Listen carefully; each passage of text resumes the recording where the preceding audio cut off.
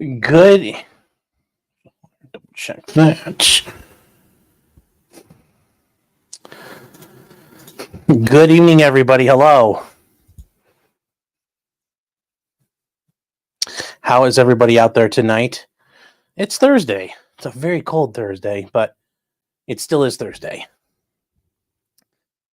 So,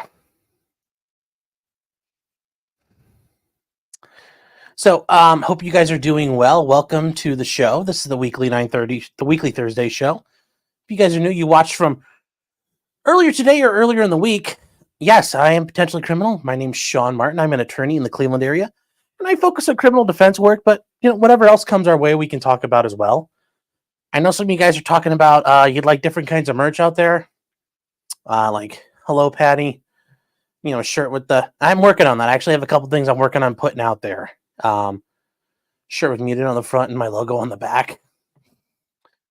I could work on that. Can definitely work on that. And Alpha so you want a shirt that says potentially coffee, or a shirt that says oopsie doodles? I could work on that too.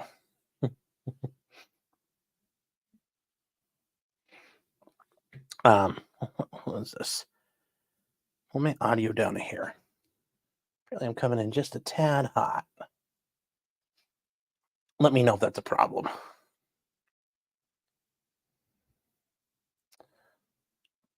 So, but I want to say hello to everybody out there. You guys are watching this on Facebook, Twitter, Rumble. Rumble is working. I know it is. The ghetto's fired up. Over there, I see Freedom Meadow Acres. Got to be first tonight over there. So hello. And then I want to say hello to everybody else that's out there. Kick, Twitch. We still are on Twitch, YouTube, and last but not least, Locals. You guys don't know what Locals is. Locals is basically Patreon without all the rules, without all the nonsense. You can join up over there. It's free to become a member. If you wish to support me over there, it's $3 a month. You pay for 10 months, you get 2 months free. With that $3 a month, you get access to the weekly show on Monday nights. We hang out there. It depends on, not a set amount of time. Sometimes it's an hour and a half. Sometimes it's 3 hours. You also get access to the Thursday night after show, which after here, we go over to Locals and hang out, have some fun. So that's at potentially criminal.locals.com. You can use a promo code of criminal to get 1 month free access to everything. If you like it, great. If you don't, no worries. There's no obligation, but certainly give it a look if you're interested, and we can, a lot of fun over there. You guys can be a member for free. You can post on the page. If you have articles, things going on you want to talk about, I'll post things. We can, talk, hang out, have fun over there. A lot of things that you can't do here. You can do, you don't have to worry about in Minecraft over there. You can just do them. So that's at potentiallycriminal.locals.com. And actually going on right now is a chat for people who are supporters. They get to hang out there. There's a live chat going. I want to say hi to those guys. And give it a look if you're interested. So I hope everybody's had a nice week so far. Today was a busy day. We started off with the Richard Allen going from the Indiana Supreme Court. We then switched to the Michelle Troconis trial. If you guys haven't been following that, we've been trying to catch up. We finished day 3 today. Michelle Troconis is charged with helping her boyfriend, she's the mistress, murder the wife. In this case, it would have been Michelle Dulos. From what the prosecutors claim, she helped Fotis Dulos bag up Jennifer's body and throw it away all over parts of suburban Connecticut. They never found her body, so they just have bits and pieces of blood, bloody clothes, and all kinds of things that have DNA matches for Jennifer, but there is no body. And Michelle Troconis is the last person alive. The husband committed suicide back in 2020 when he initially got charged with murder, so she's left by herself. So it will be interesting to see how the state tries to prove everything going forward. If you guys have not watched it at all, I encourage you to watch it. We're through the boring forensic parts of them cataloging the crime scene, searching the house. We're now getting into where the nanny, who's one of the last people to ever see her alive, talks about what happens, talks about the history between Jennifer Dulos and her husband Fotis, and then also talks about how Michelle Troconis comes into the picture. So that is something we've been watching. We'll be watching that tomorrow. As I told everybody, I don't know what it's looking like yet. It's going to be weather determinant. I mean, if it snows like a whole foot and they close down everything, we'll start going right away. If it doesn't, we'll probably do it in the afternoon. It looks like the trial there has been going about 5 hours a day, so it's in digestible bites. We'll start day 4 tomorrow at some point, and then Saturday it'll be in the evening. We'll do day 5 and catch up. So just keep your eyes peeled for the announcements over on Locals or here on YouTube, and you'll find out when we're doing it. But with that out of the way, and also if you guys are new, we try to hang out for about 10 minutes, let people catch up. We got to worry about the biggest thing: who was first, because that's important. If you ain't first, you're last. And first tonight was Claude Asher. Yes. I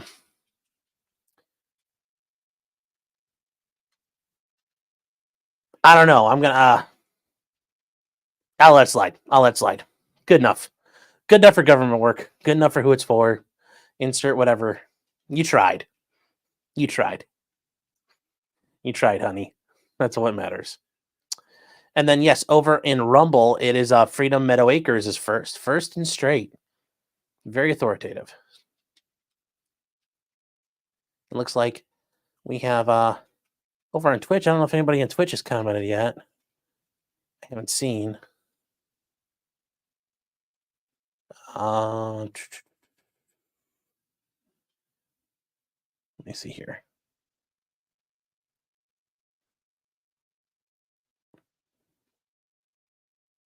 Winter Soldiers got the first. Yes, took long enough, but good job. And we have a couple other things to talk about real quick. Unhung Hero for $2. As always, thank you. And he says, gotta get the pipes clear here. Oh, I'm gonna come again.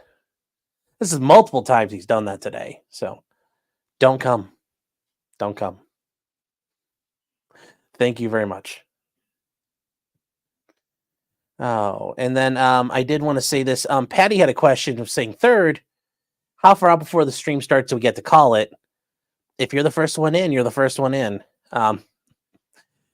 Yes, I understand it's disappointing, but that's part of the hunt. Sometimes it's set up at 6 o'clock in the morning. Sometimes it's set up at 9:25. That's the thrill of the hunt, ultimately.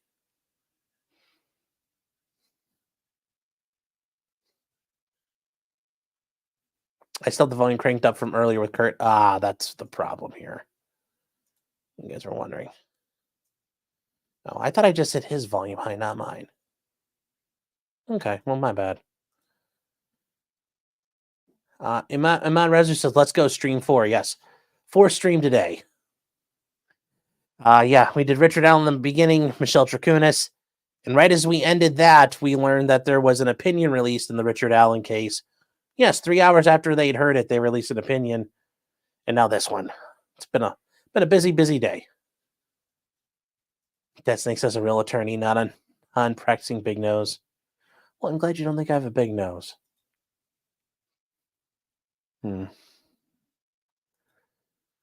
Diamonds and Henna says we need a ground somewhere on the shirt, small on the bottom hemline.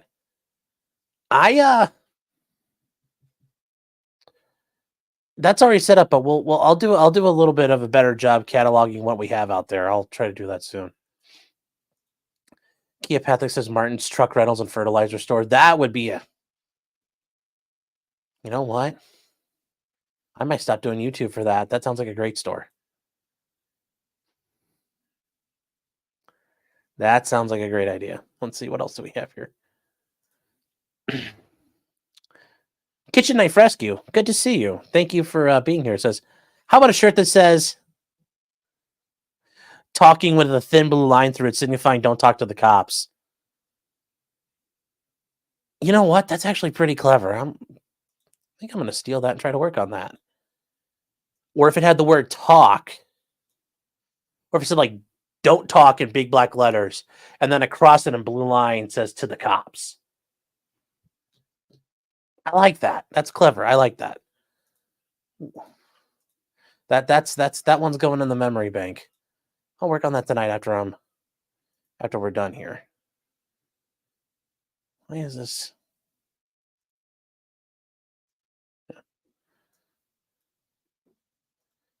Nico says, I'm going to foam. Well, I'm not going to. Charlie says, is there a chat up now in locals? Yes, there has been a chat up since earlier today.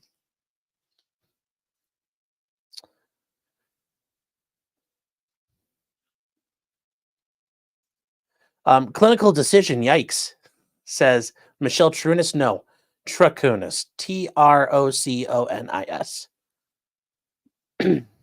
So that is...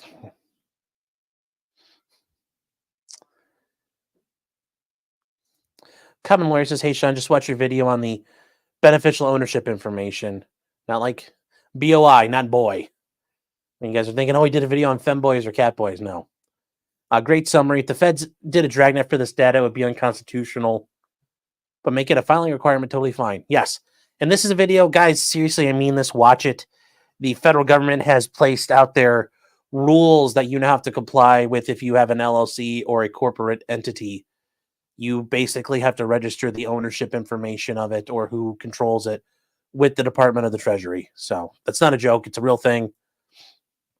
It's all a scam, but it is what it is. Scott, how are you doing? Hail, good to see you, Scott. Hope you're doing well, man. Hope you're doing well. So your day's just starting, I think. So hope you're doing good. Let's see here. Oh, just about to start. We're gonna finish up. Just checking these chats real quick. Coyce's head to work was the Richard Allen ruling. We'll get to that in a minute. That's pretty important there. So we'll get to that. Trust me. Okay. All right, guys. We're all caught up. So let's start off with our America's sweetheart. You know, our queen, Sarah Boone. You know, Marie Kondo wishes she could pack a suitcase like Sarah Boone could. You know, packing suitcases brings Sarah Boone so much pleasure. So there have been updates. And as we talked about last week, her attorney was asking for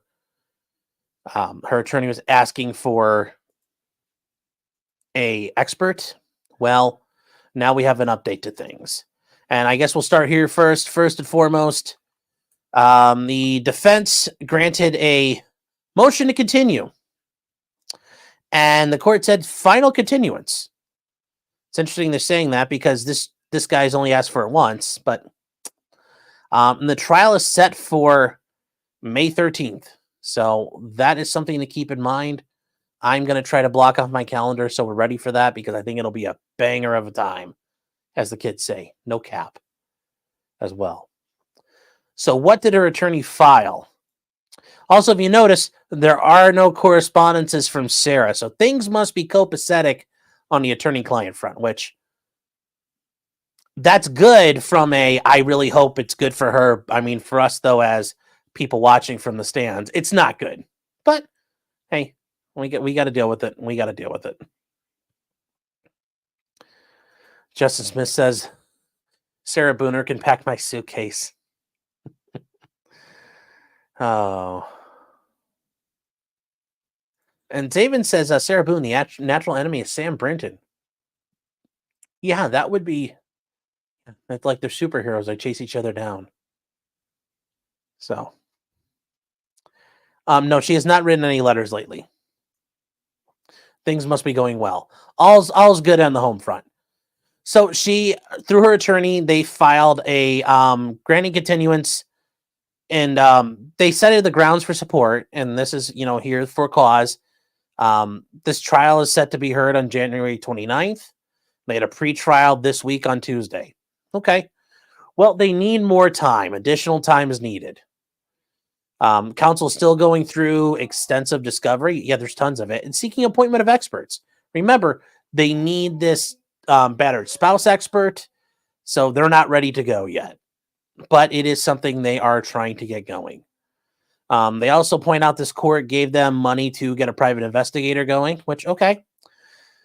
The problem is to get the reports done and all that stuff, you can't get these reports done to complete the preparations for trial in time.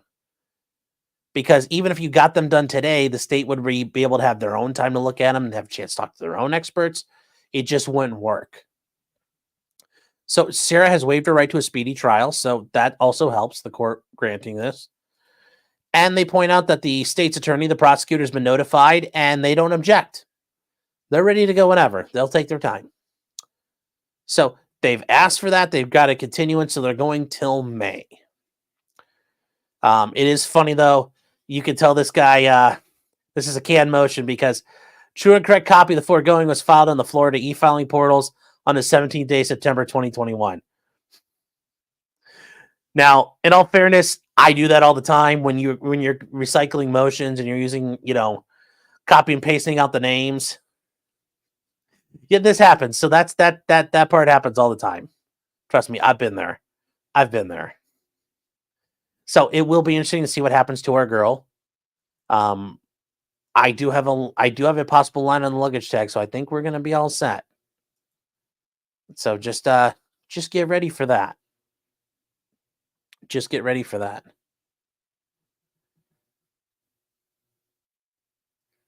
So, Max Mura, hey Max, saying May 13th is World Cocktail Day, and also May is Borderline Personality Disorder Month.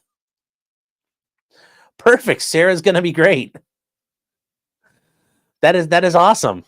And so it'll be perfect for Sarah. So you can drink a cocktail and toast one off to Sarah's mental health issues that she probably has.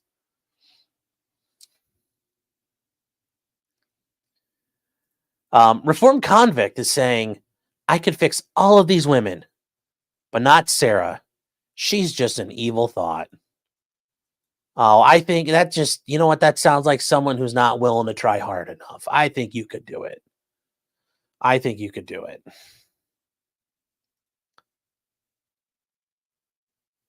Yes, they have a lot to unpack with Sarah's defense strategy. They do. Be prepared for Boone's baggage on display when this trial starts. Yes. This will be great for her. This will be great. Okay. In more interesting things from the Supreme Court front, the Supreme Court has just heard a case that is, and here's the thing. When the legal community, and by the legal community, I mean, I am part of it, I guess, and I hate to say I cringe. I mean, it's like, technically I'm doing journalism right now too, which makes me just, I'd rather my, it's just like rush hour. It's like, my mom tells people I sell drugs instead of being in the police. The Supreme Court is undertaking a case right now that may overturn or severely limit Chevron deference. And Chevron deference is the deference granted to agencies and regulatory bodies in light of Congress passing enabling legislation. So what happened? Well, people are panicking because this came from a case of wildlife defenders versus Chevron. This is a case from back in the 80s, 40 years ago. And the Supreme Court, look, they're wrestling with major challenges to the power of federal regulators. It's going to be mayhem. That alone should tell you, cool, let's listen in. I mean, mayhem in the federal government? Like Alan Greer says, I'm going to come. So what is the issue here? And they point out, obviously, there is a heavy conservative lean on the court right now. The justices voiced support for weakening the power of federal regulators, but it wasn't clear whether they're going to overturn the precedent that has guided American law for 4 decades, or they're just going to curtail it, or what exactly they're going to do. And this affects everything from the safety of food and drugs to environmental protection to even firearms. Yes, Chevron deference is involved all over the place. Billions of dollars are at stake in front of a court. Yes. That, like the rest of the federal judiciary, was remade during Donald Trump's presidency. Yes, that's the one thing I will say. Trump got cucked on a lot of things, and he did a lot of things I cannot stand nor forgive him for. But I do give him credit for pushing through Gorsuch, Kavanaugh, and Amy Coney Barrett. I'll take what I can get. I mean, because that is massive. So, what was this all about? Well, this is a case surrounding arguments regarding commercial fishermen. And the case is Relentless Incorporated versus the Department of Commerce. And the issue at hand there involved fishermen. And part of the issue was that these fishermen, as part of their job, as part of them going out and fishing and complying with federal rules, they had to have monitors on their boats, making sure that they were following federal regulations. Okay. Well, they paid fees and taxes for that. Okay, cool. If there weren't enough monitors for the boats, though, they had to pay to have a monitor out of their own pocket. And the fishermen are like, "Whoa, this kind of bullshit, don't you think?" And why? Well, it's because it was an agency rule and a regulation that caused that to happen. So they challenged it, and it got all the way. And the court heard 3.5 hours of arguments and 2 challenges brought by the commercial fishermen to a fee requirement. Although apparently the facts were barely discussed in the courtroom. Instead, the court was looking to decide whether it should overturn the case known as Chevron, and that's what it's called. It's called Chevron. If you talk to any attorney or a law student, you call Chevron, they know what you're talking about. There is no question about it. It is, it is there. It's etched in everything. In the case, I forgot the name of it. I had to look it up real quick. It's Chevron versus the Natural Resource Defense Council. So that is the NRDC, and they're involved in attacking a lot of things, but this was a massive victory. So, the National Marine Fishery Service, basically the fish police, that herring fishermen had to pay for government mandated observers, and like I said, if they couldn't, the tax, like, sorry, you got to pay for one. So now you got to pay for a person who sits on your boat that doesn't actually help you. You're basically just pissing away money. And these monitors aren't cheap. So it's great. It's great. There were a lot of arguments made, and I think this is one of the biggest ones here from Gorsuch. And he points out that some judges invoke Chevron doctrine frequently and others not at all. And that's true. And there's such a split among the circuits and even district judges. And Gorsuch points out, well, isn't that a clue that we've got an issue? And then the government, through its the Solicitor General, Elizabeth Pregelar, she says, well, it's going to be a shock to the legal system if we overturn this because it's had such long-standingness, and now agencies will be attacked and challenged all the time. Yes, they will. Darn, that sucks. And Justice Kavanaugh pointed out that Chevron is the cause of a lot of these problems because regulatory agencies, when a new president takes over, such as when it went from President Obama to President Trump, there was a change in regulatory goals and aims. Just like when President Trump left and President Biden took over. All the regulatory agencies then switched their focuses. Well, now they've got this deference afforded to them by the court. So every 4 years, it's a change, and they're protected in that change. That doesn't make sense. That is a little screwed up, don't you think? Yeah. The court's agreeing with us there.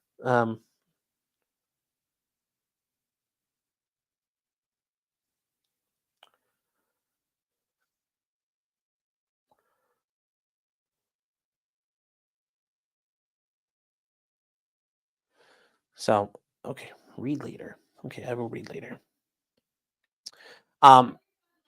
Okay. Thank you, sweetheart. The reality of how this works is that Chevron itself ushers in shocks to the system every 4 or 8 years whenever a new administration comes in. And that's true. That's been its own problem. Now, it is very funny because there's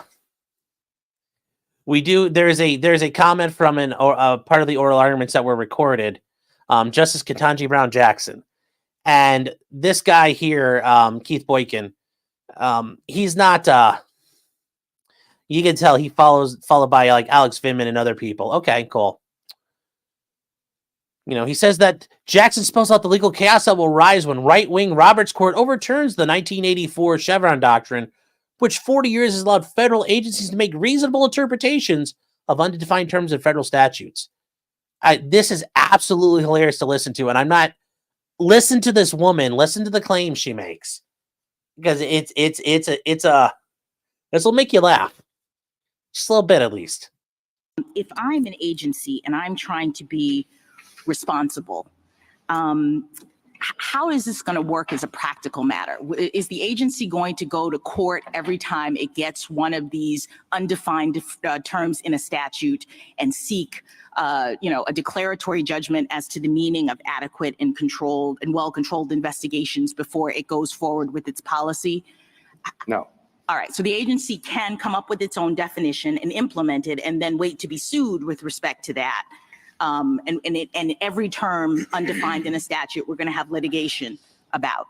No, Your Honor. I think what the agency has to do is what everyone else has to do, which is try to figure out what the law means and then act accordingly. And if someone challenges that, then that'll get sorted out. If there's a legal question, a statutory interpretation question, then that'll get sorted out by the courts. But the agency isn't like paralyzed. What do we do about the chaos that we talked about in the city of Arlington case that comes from perhaps having different courts, right? We have 11 different, jurisdictions that have legal authority. So something like the definition of adequate and well-controlled investigations, you say the courts will sort it out. Well, first of all, it will take years, perhaps, for the...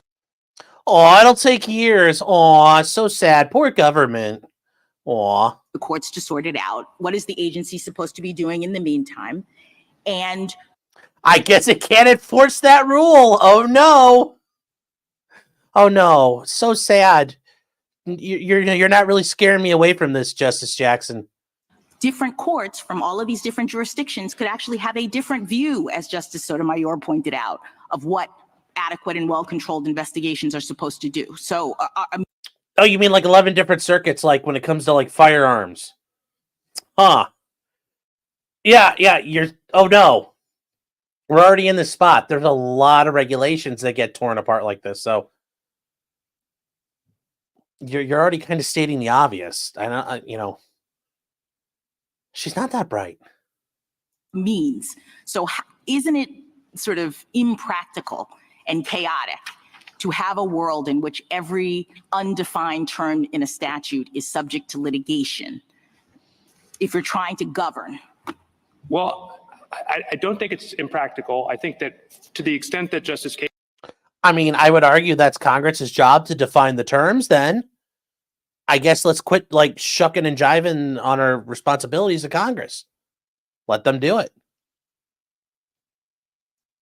I mean, that sounds like a you problem, Justice Jackson, not a me problem. Impractical. I think that to the extent that Justice Kagan's questions sort of indicate that there's actually a relatively small set of cases in which Chevron's going to make a difference, you're going to have that same problem with respect to the cases that maybe 20 years ago under a looser approach to Chevron wouldn't have gotten deference. Wouldn't you have more of a problem in a world in which we've gotten rid of Chevron because it's going to give incentives to parties to raise legal issues that they wouldn't have raised before? I mean, we already have that problem. We already have that issue of groups coming in and basically doing legal activism. Oh no, it's going to happen. It's like, honey, you're on the Supreme Court. You don't notice that happening? Like, let's be real. Let's be real. Let's be honest. Like, you don't. You work on the Supreme Court. How many cert petitions do you get a year? 1 billion. It's all about lawfare. I mean, come on. Oh, I love that. I love that. I love that so very, very much. Just like, seriously. And she says that with a well, I don't know if she says that with a straight face. I can't see it, but I'm thinking she does. Her and the wise Latina. I don't know. Is that how you'd say it? I don't have I can't do the ethnic stuff in my tongue. The Latin, yes, yeah. So yeah, that's just great. It'll be anarchy. I know. It sounds so bad. Yes, Pitchlock, you're right. Roberts and right wing. I know. Lol.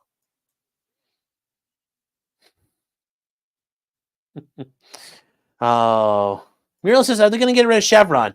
I don't think they're going to get rid of it in its entirety. I don't. They're probably going to prune it back quite a bit. I mean, just as much as I hope they're all like on. I hope Clarence Thomas sits around with all those guys every week, and he's just sitting there with like Kavanaugh, just like wearing him down a little bit more and a little bit more and a little bit more, and you know, Clarence Thomas is just turning like them all into base dudes. I don't think that's happening, but you know, a man could hope and a man could dream. So,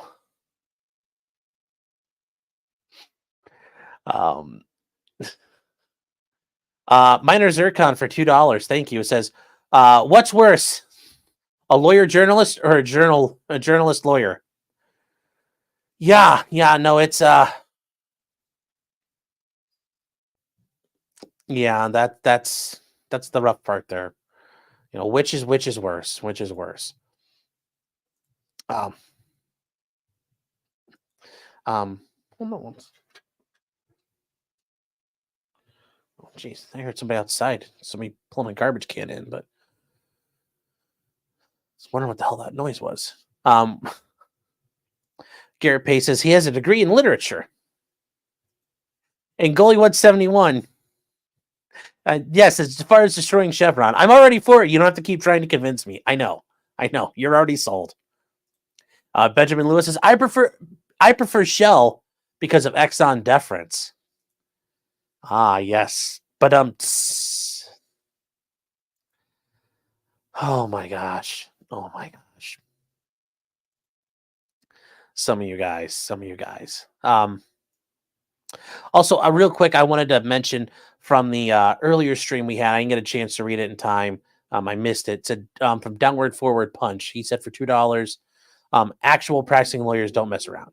So thank you. I just wanted to give you your due there since you did send in a super chat. Porcelain Thunder says, what if I prefer Exxon? I know, some great dad jokes there. And Swizgar for $5, thank you, says agencies were given what seemed to be a reasonable power and they abused it. Yeah, pretty much. As a result, they should rightfully lose that power. Yeah. If the agencies hadn't acted the way they act, I don't think this would be a problem anymore. But, you know, bureaucrats are going to be bureaucrats at the end of the day. So, yes, they've brought this on themselves.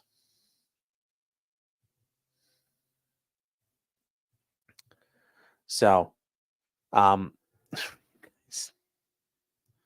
mandates, not a Fed says, what does this mean big picture? I think there's going to be a massive curtailing of Chevron, and it's going to be tough for them, but they're going to really restrict the amount of definition an agency can bring to words. They're going to point to Congress and say Congress needs to do a better job. And yeah, Congress should do a better job, but Congress is lazy. Congress is inefficient, and it's easier for them to pass the buck on. And then when something goes wrong and say, well, hey, look, we passed the law. It's the agency's fault if things fall apart. So I think that's what's going to happen there at the end of the day. Yes. Clyde, here's a SWAT team coming. Oh. So that is, it's going to be a while before we hear anything about that, but it is really important to know that is coming down the pipeline soon. Other things that have happened this week, Daniel Penny. If you guys remember him, he was involved in putting to sleep the Michael Jackson impersonator on the subway who was scaring everybody and thought they were going to die. Well, he was charged of manslaughter. His attorneys tried to get his case dismissed yesterday, and the court denied it. I do think it's funny that people tried to go up to him as he was leaving the court. You know, we're going to get your ass, cracker. Now, I'm glad there's a comma there because we're going to get your ass cracker. You know, if they're referring to his ass cracker What does that mean? I'm glad there's a comma there. So they're going to get his ass. I don't know. He's already killed one guy.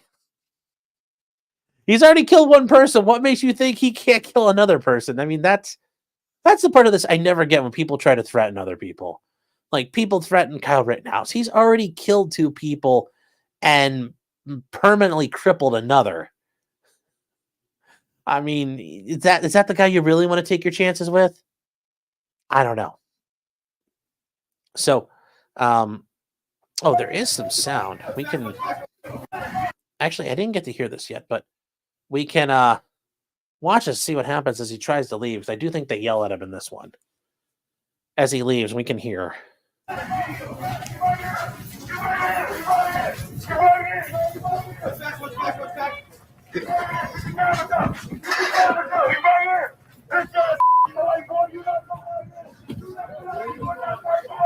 we gonna get your ass, Cracker. We gonna get you, Cracker. We gonna get you, Cracker. We gonna get you, Cracker. We gonna get you. We gonna get you. Get out of here, Cracker.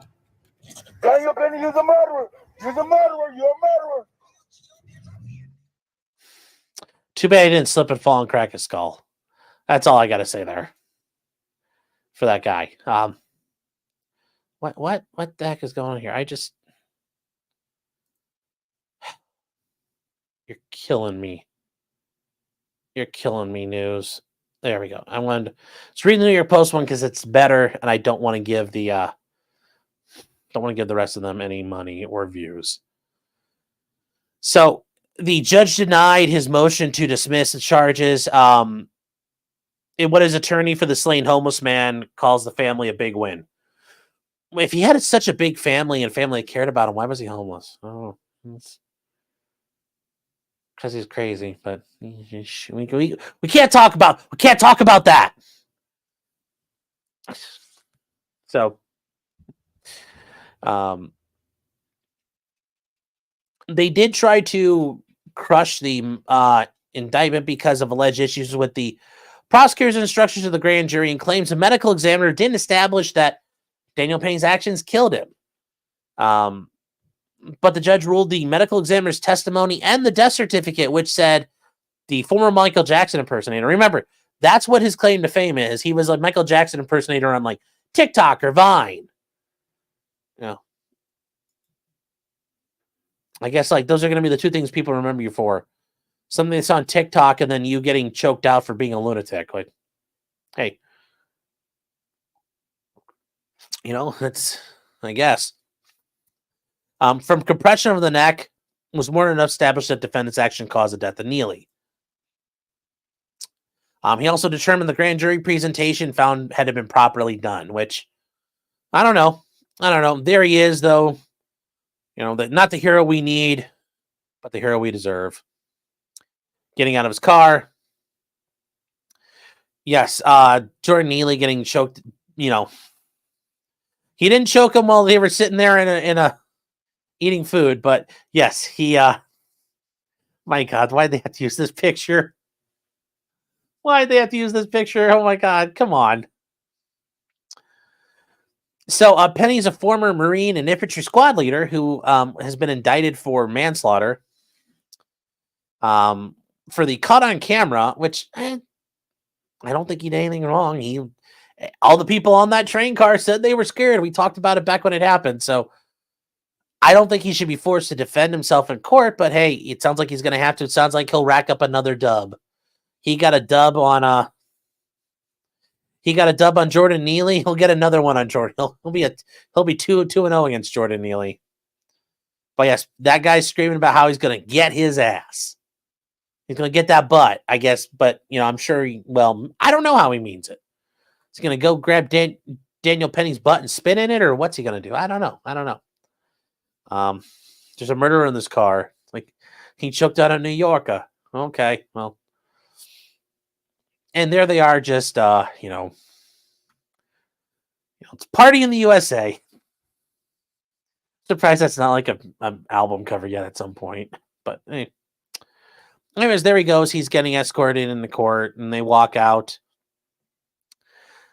I like that guy's tie. That is a snazzy tie. I don't like the really big tie knots, though. I don't know though. I'm not, I'm not a Giovanni Versace, but I just don't like those big fat ties like that. So, apparently somebody was trying to say blur word that murder bitch Daniel, assuming Penny.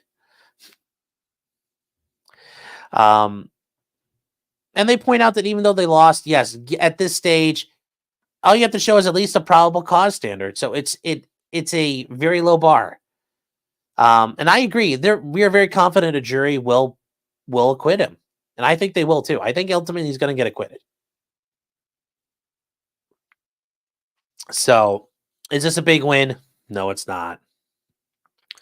And there's our brave man with his megaphone taunting a man who killed another man with his bare hands, all while wearing his cute little keffiyeh. So, I'm sure he's not a fan of the little hat people either, dressed like that. And there's all the footage we saw from earlier, the clips. So, we'll see what happens. I don't know. I think it's set when he's going to go to trial yet. Yes, trial's going to be held in the fall. So, is it going to be televised? Don't know. Does New York allow these to be televised? I don't know if New York does. Be cool if they did. I'd love to watch this one, but we'll see. We'll see. Because it's also not going to be super long. This will be a pretty straightforward trial. It'll be very cut and dry.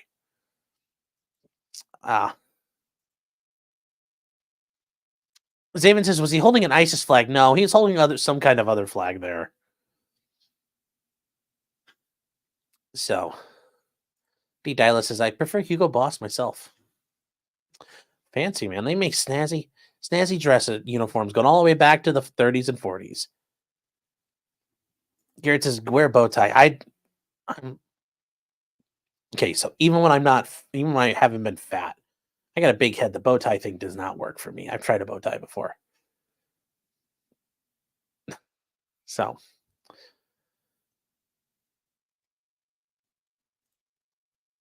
Jim says,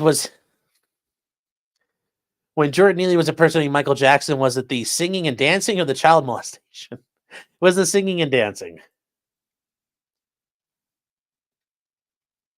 Yes, Stabby's right. What a legacy. Yes. Well, it is what it is there.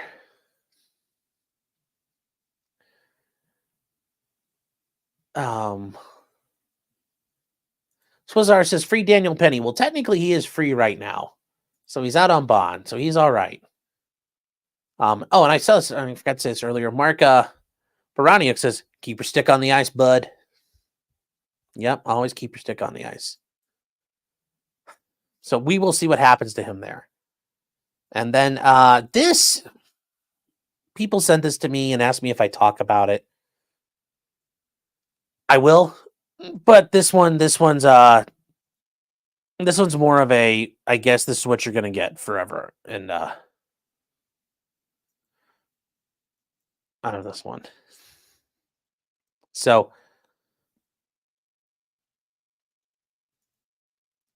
from the House Judiciary Committee. And yes, they point out that there's alarming surveillance, that the feds asked banks to search private transactions for terms like MAGA and Trump. Yes. The federal investigators asked banks to search and filter customer records for terms like MAGA and Trump as part of their January 6th investigations, and warning that purchase of religious texts could indicate extremism. The Judiciary Committee revealed on Wednesday.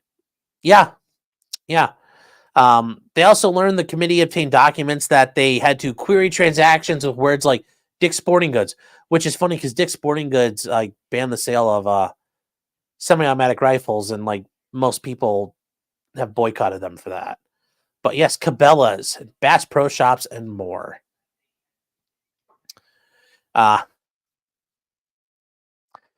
They learned that some of these banks handed stuff over without a, just like, yeah, sure, here you go. Now, here's the point. Here's the thing. That's not, they can do that. It's their information. It's not yours. So, number one. Number two, there's already enough government regulation. They could probably get it a million different ways. But the banks are going to comply. Why? Because the Treasury Department and the Financial Crimes Enforcement Network, FinCEN, say, hey, we'd like that information. And if you get them in trouble, well, they'll kill you. Not literally, but regulatorily. So you don't screw with them. So yes, are they saying that federal law enforcement is proceed about information about American citizens without legal process? Well, there is legal process already. The law has been passed, they can ask for it.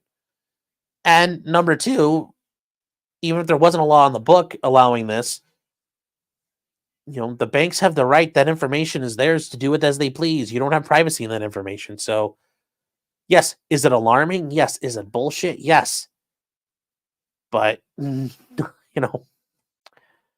is already something that exists. Like, you should assume they're data mining all of this. So yes, they use terms like Trump and MAGA, and they search Zelle payments. They're going to search Venmo, Cash App, anything like that. They are going to search around.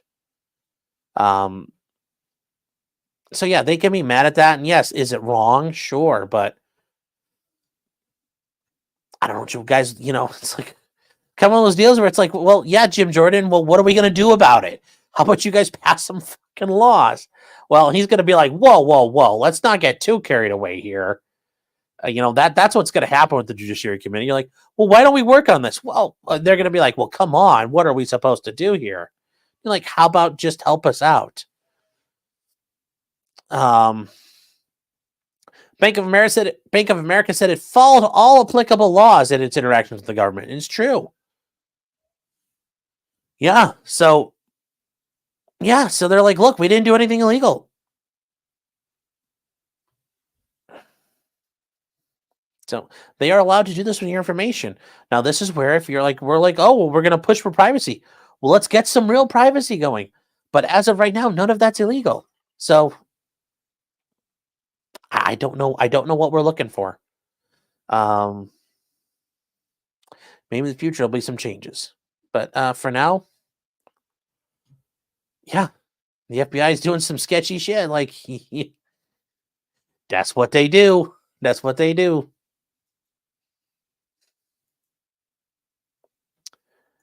Garrett Pace is never in paper, always in cash. Yeah. Yep. Never in writing, always in cash. Yeah. The feds know you sent me a super chat. Yes, they do.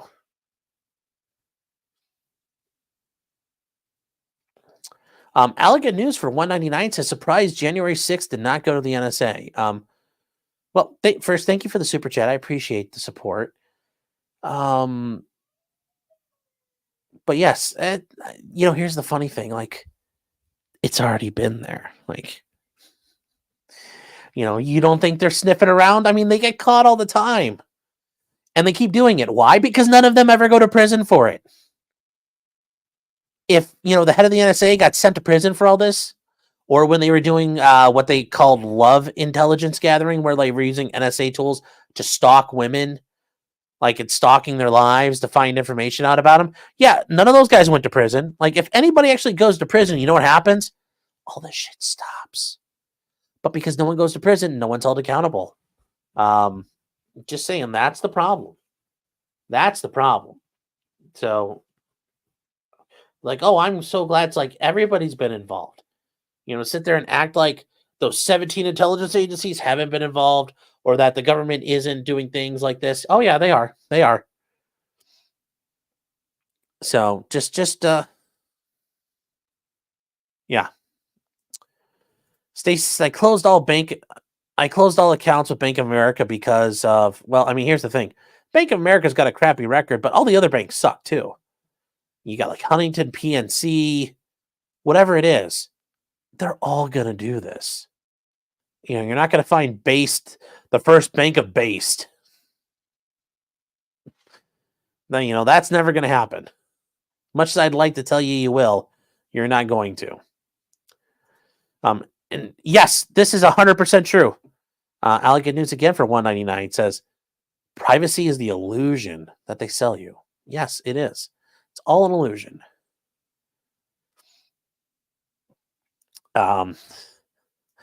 Okay, going back to the last segment here. Walter Malone saying Sean forever looking for the suit that doesn't make him look like the The Cornel?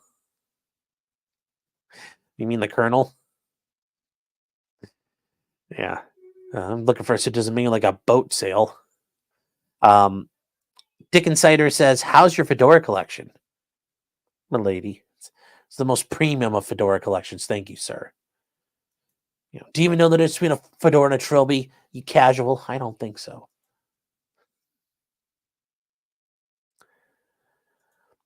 Squizgar says, this is why they want the firearms transaction codes for credit cards. Yeah. Yep. This and the LLC stuff, this is, they're trying to put together. It's all about surveillance. It's all about surveillance. Under the skies of fighting terrorism and of a drug war and terrorism. So, Stacy says the Navy Federal Credit Union could be based. No. They're under reporting rules too. You don't think they're going to do what they're told? Yeah. So, what about the Red Pill Credit Union? I don't think there is a red pilled one. You're going to have to find one. Garrett says there are some base banks in Montana. Not a base bank that's insured by the FDIC or has involved in any federal regulatory oversight. No. They just haven't been picked on yet. They'll get to them too. Don't you worry. I know you guys like to think, oh, I've got the base people on my side. You're gonna, not really.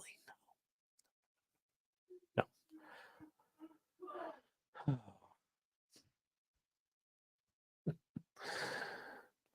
So just keep it. You're basically gonna have to use like a mafia bank. That's pretty much the only way.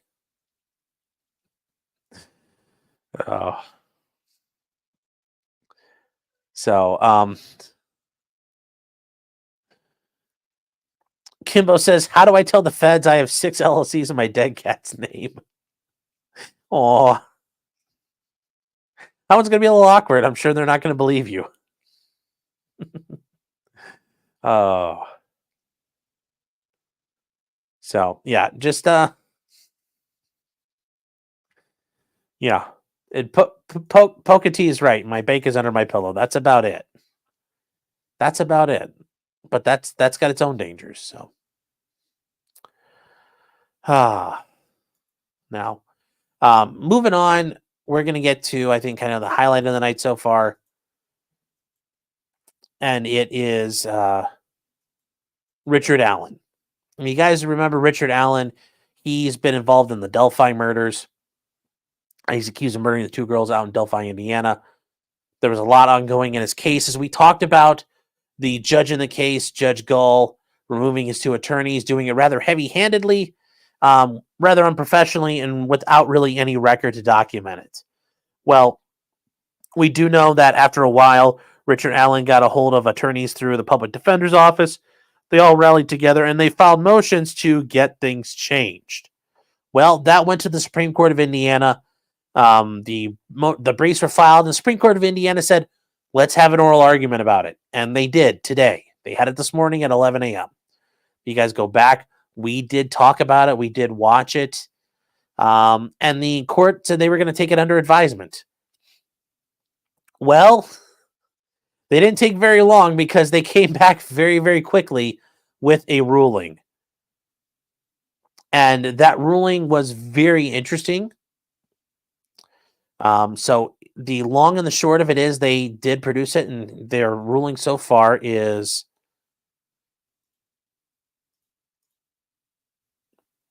where is it? Oh crap, I lost it. So this is the ruling for the Supreme Court of Indiana, and it was filed today. The case was heard at noon. By noon, they were done, and they finished pretty much right at noon. And by 3:44, this was filed. So obviously they had to talk about it, sit down and come up with something, and then write it out and get it out the door. That's pretty cool. That's pretty fast. So they point out here that the relator, Richard Allen, and that's, obviously the guy who's going after the judge here for being a scumbag, seeks relief from this court, seeking a permanent writ of mandamus, asking this court to order the trial court to reinstate his former counsel, attorneys Andrew Baldwin and Brad Rosie, as his court-appointed counsel. The second thing he wanted done was order the court to commence his trial within 70 days from the writ of mandamus being issued. And 3, remove the special judge and appoint a new judge. So remove Judge Gall. So having heard the written submissions and having heard the arguments of counsel, the majority of the court, notice it's not the whole court, a majority. The Indiana Supreme Court only has 5 members. So we were,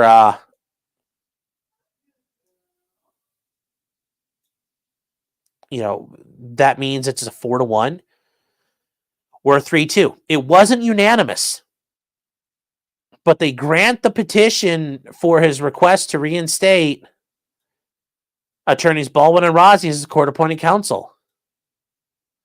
That said, the court denies unanimously, so 5-0 on the other 2 points.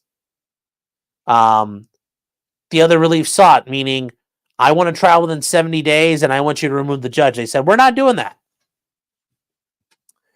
So eventually the court's going to issue a written opinion explaining its reasons. So on the positive note, Richard Allen is getting his attorneys back. We won't know what's happening yet. That opinion will come out at some point in the future. That's going to take a little while. But they certainly realized this was a very important issue. So they needed to get out at least that part of it. The written opinion will come later. It will be interesting to see because even with the denials, I'm sure those denials are going to be very reluctant. And I think those denials are also going to signal that, if this comes back to us through the proper channels, we are going to fucking crush this judge. Now, what does this mean for Richard Allen? Well, he gets his attorneys back. And what are they going to do? Well, the first thing I do is file an immediate recusal of the judge. Kick her out, get rid of her, and file it. And when she denies it, appeal it up. Now, there's a problem with that. If Richard Allen wants to go to trial right away, well, you file motions, you toll time. So even if you file, so the way it works, you're right to a speedy trial. So in Indiana, they're going to file it. We want trial 70 days from now. And the clock starts ticking right away. Any motions you file will eat up time. So, for example, if they file a motion to recuse the judge, till that's resolved, the clock gets stopped. So it could be a week before, the state gets to respond, and then a week for the judge to respond. Okay, well, that clock's been stopped for 2.5 weeks now. We don't like this. We're going to appeal. Okay, well, the clock's still stopped. So that becomes an issue of what you're going to do. So that's an issue for him. Now, I think they're going to have to get rid of her because she's a complete lunatic, but who knows?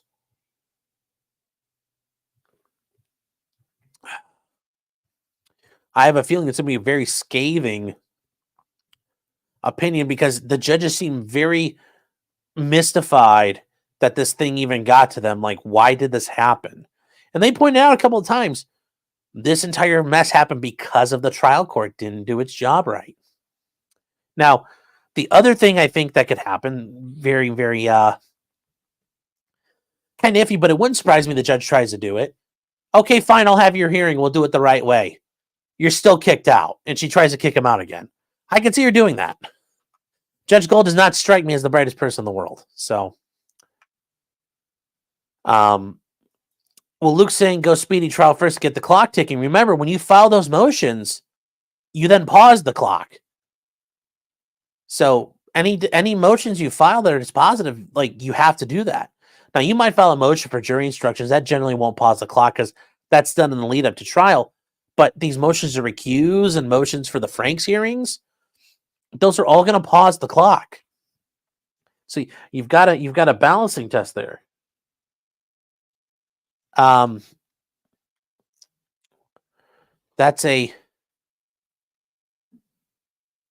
is a concern. Nicholas, Nick Star with Trial Watch. How you doing, buddy? Saying, I went to sleep after the hearing, woke up to a decision. Glad you're covering it. Oh, thanks, Nick. I'm glad you're here. Guys, if you haven't, Nick Starro over does his own channel, Nick Starro's Trial Watch. He's on there kind of covering it in different times. definitely, if you guys haven't been over there, give him a look. He might be like what you're looking for. I think he's pretty good what he does there. JC Adult says, I haven't been following. Did he do it? Well, I don't think so at this point. Sweet Tooth is saying when the clock stops, is there a time frame by which they must respond? No, there's going to be times where emotions might drag out for a bit. Now, at some point, can you say to a court, hey, you need to start covering and you need to start get on this? Yeah. But for right now, that's not going to be an issue.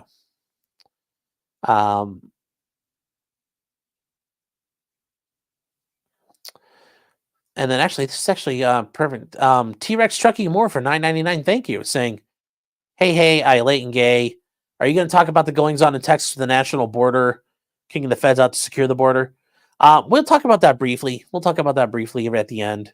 So we'll get to that, but we're going to finish up what happens here with what's going on with Richard Allen. But yes, we will get to that. But thank you for the super chat. I appreciate the support. Also, I did want to say for T-Rex Trucking, I mean, that would be well, that's actually a good thing. You're not loading it, so you can have little arms if you're loading it.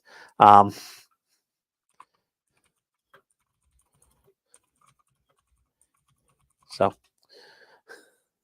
I will say there was a very interesting one of the judges on the Indiana Supreme Court.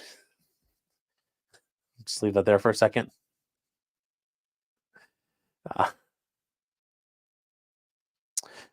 But while we were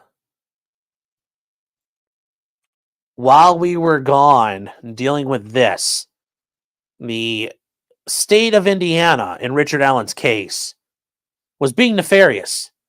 And I can say that because this was at 10:30 in the morning today.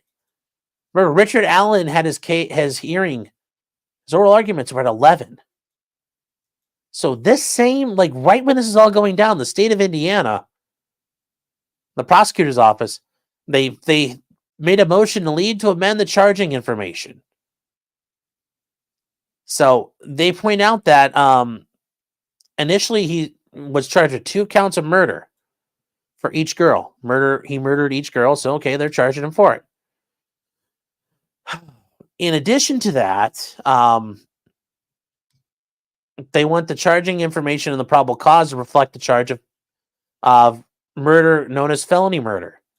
Specifically, that he kidnapped victim 1 and victim 2 by force, and in the process of committing that felony, both of them died. Okay. Now, it's funny because they bring that up, but they've known this the whole time. This is not information that's new to them. They're literally sandbagging for some reason. And had Richard Allen already gone to trial, which he would have been in the middle of trial right now, the state wouldn't have necessarily just been able to willy-nilly file this motion to amend. And if I'm Rossi and Baldwin, I'm fighting this tooth and nail. You know, the idea that it's not like they just found out he kidnapped these girls in the woods and took them there and killed them. Like, why all of a sudden are we doing this? Once again, this is more scumbaggery by the prosecution. You know, not only that are they hiding evidence, but now they're jerking everybody around with what they're filing. So they point out that this more accurately aligns with the causes discovery and probable cause affidavit. Then why don't you charge it to start? And because of the clarity of the discovery, really, there's no clarity. You guys are hiding things and lied about stuff. And the probable cause affidavit, which contains lies now we know, the defendant has been on notice since the beginning of the case. Well, why didn't you do this at the beginning of the case? You know, this amendment doesn't prejudice his rights. No, but everything else you're doing does. This trial is set for 9 months away.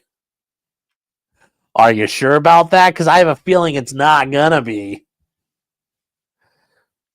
I mean, one way it's going to be within 2 months, or another way you're going to get shellacked when people find out your Frank's hearing goes down the shitter. So, Nick McClellan, yeah, you better get ready, baby. Better get ready.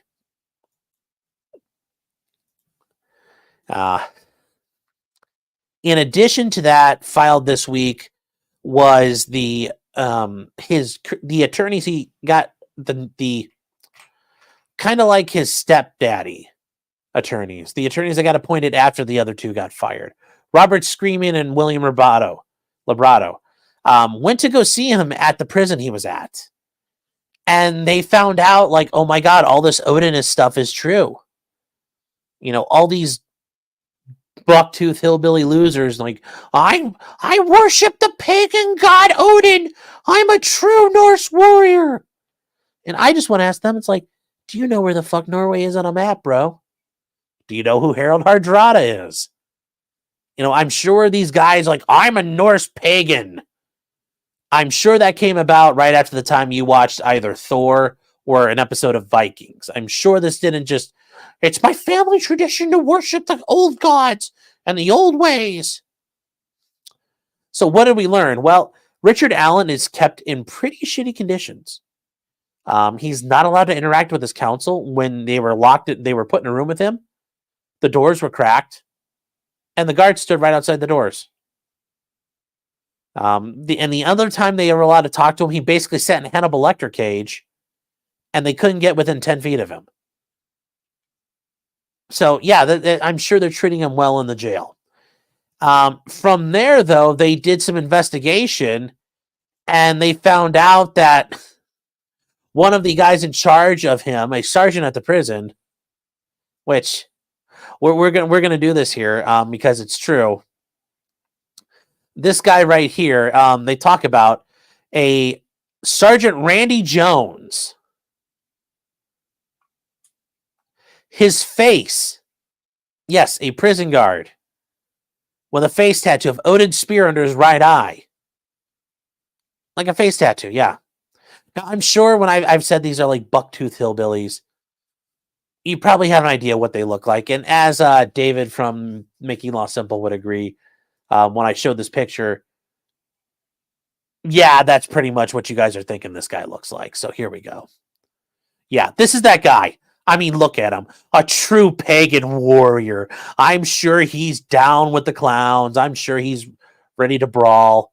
You know, I'm bet it's tough man beating up handcuffed people.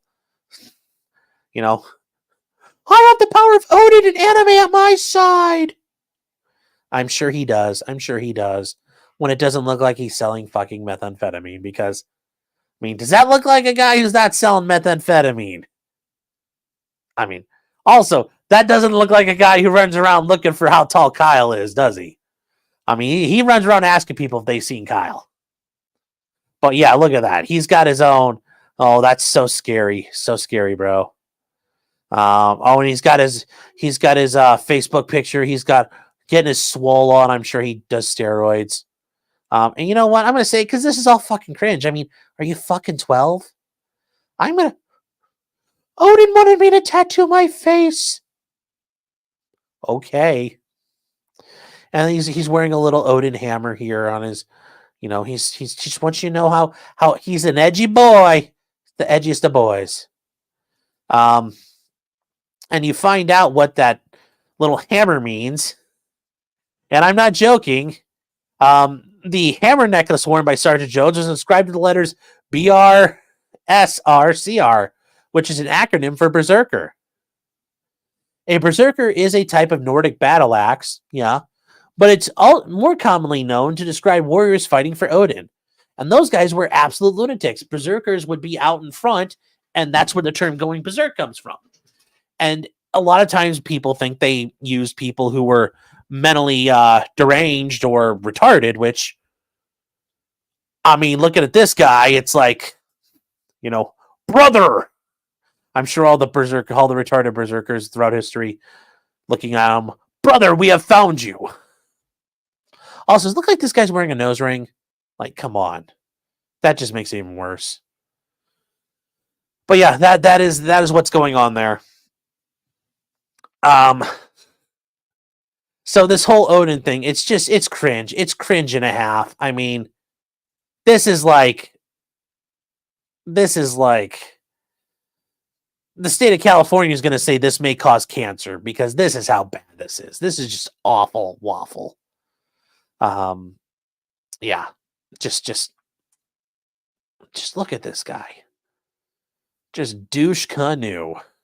So Richard Allen's got a lot going on there. I hope for him he gets transferred to a jail. Stabby says, I'm going to be denied entry to Valhalla if I keep mocking him like this. Oh.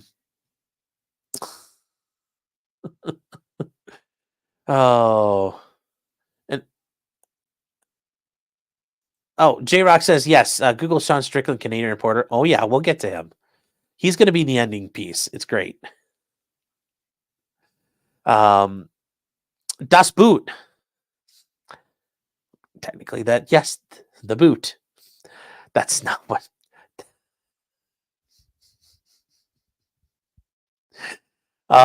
Just so you guys are aware, Das Boot is not a movie about shoes. Okay? It's actually one of the best World War II movies ever made. But I like this Das Boot. He's saying, are you telling me my Killdozer face tattoo is cringe? Sadly, yes. Sadly, yes. Luke Pearson says he looks like he loves his cheese pizza. Yes. Dead Snake with Mamoon runes. Pike says he was probably a juggalo. I bet he was.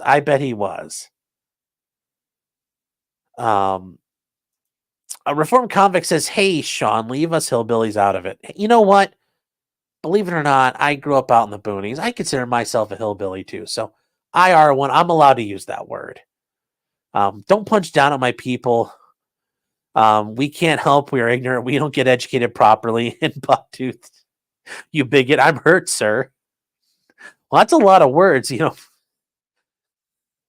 It's a lot of words for a hillbilly, so you're trying. I give you credit for that.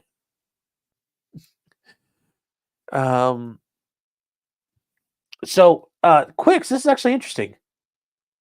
When I asked about what book of teachings a Norse worshiper read from, there isn't one. None. No book on religion to follow from.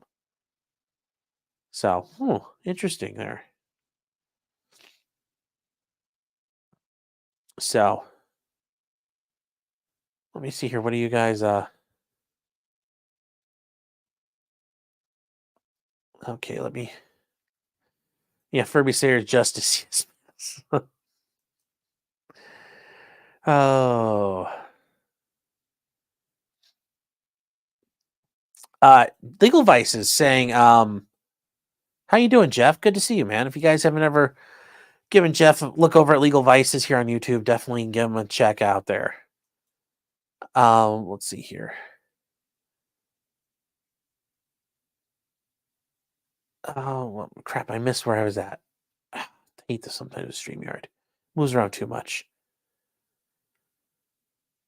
Dead Snake says he looks like he got picked on as a kid. Yeah.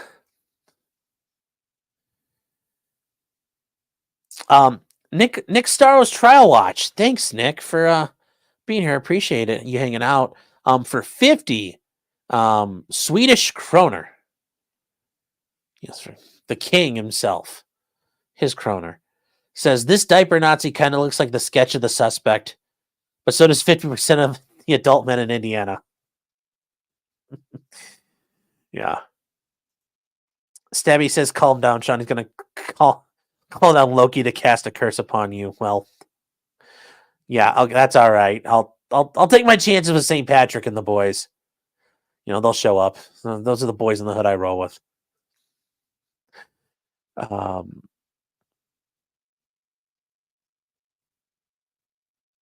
Kimbo Nice says he's nowhere near as cool as Techno Viking. Yeah. Stabby says, I'm going to deny entry to Valhalla if I keep mocking him like this. See, I disagree.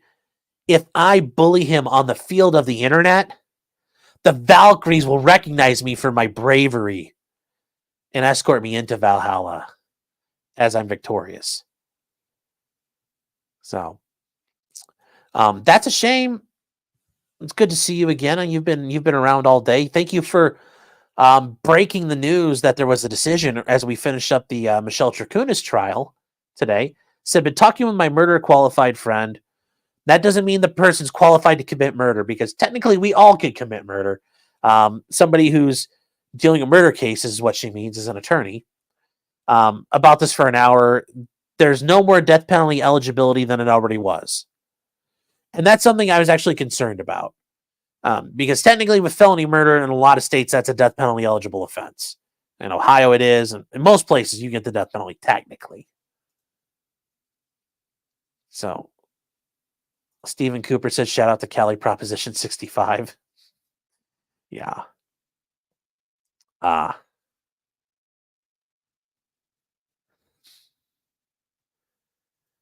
So legal vices for 10,000 won. It's a lot of wands. Thank you, Jeff. For the sport says, when I was 10, my friends and I called ourselves Valhalla's Berserkers.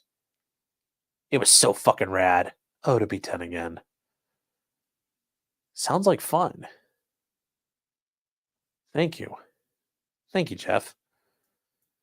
Yeah, this guy's Peter Pan. He never grew up.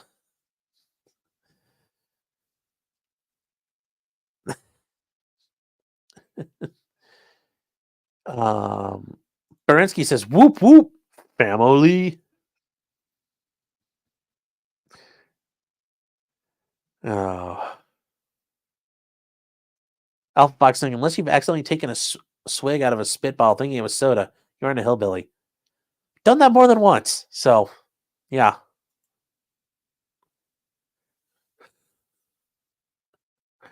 Porcelain Thunder says, Odin, the guy who does movie reviews? No, not... Yes. They worship Odin for Friday Night Tights. That's it. Next, you're going to see them having... Yes, you're going to see next, you're going to see him wearing patches saying, like, Gary, in Gary we trust. Yes. Oh, my gosh.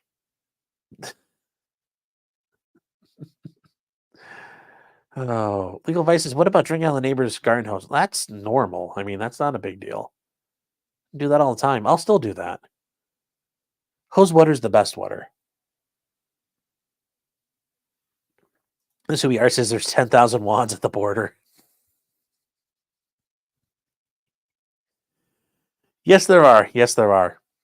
You know what? With that segue,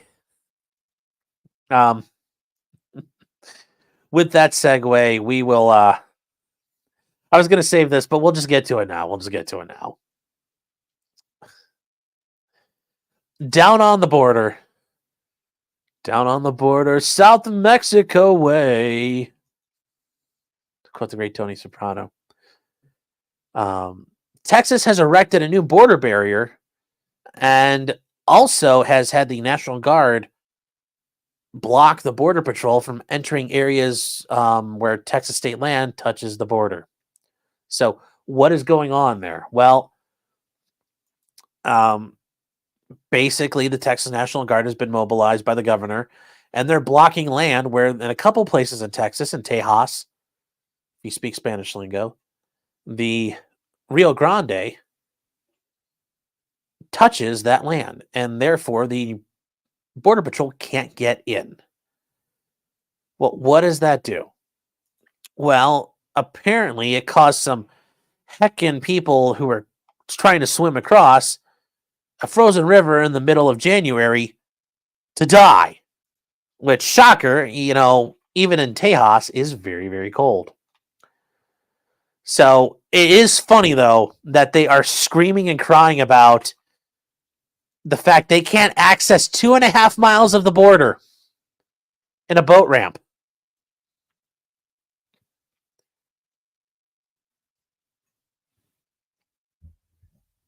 Yes, that's the problem. Yes. Texas solved the immigration problem with the 2.5 mile blocking of the border. Apparently. In Eagle Pass. Although, I don't understand why it's called Eagle Pass if it's down on the river. You think if you had the name like Eagle Pass, that'd be up like in the Rockies or something where the eagles are flying around. Texas, you're not good with the town names. So the Texas National Guard and state troopers, now I will make a distinction here.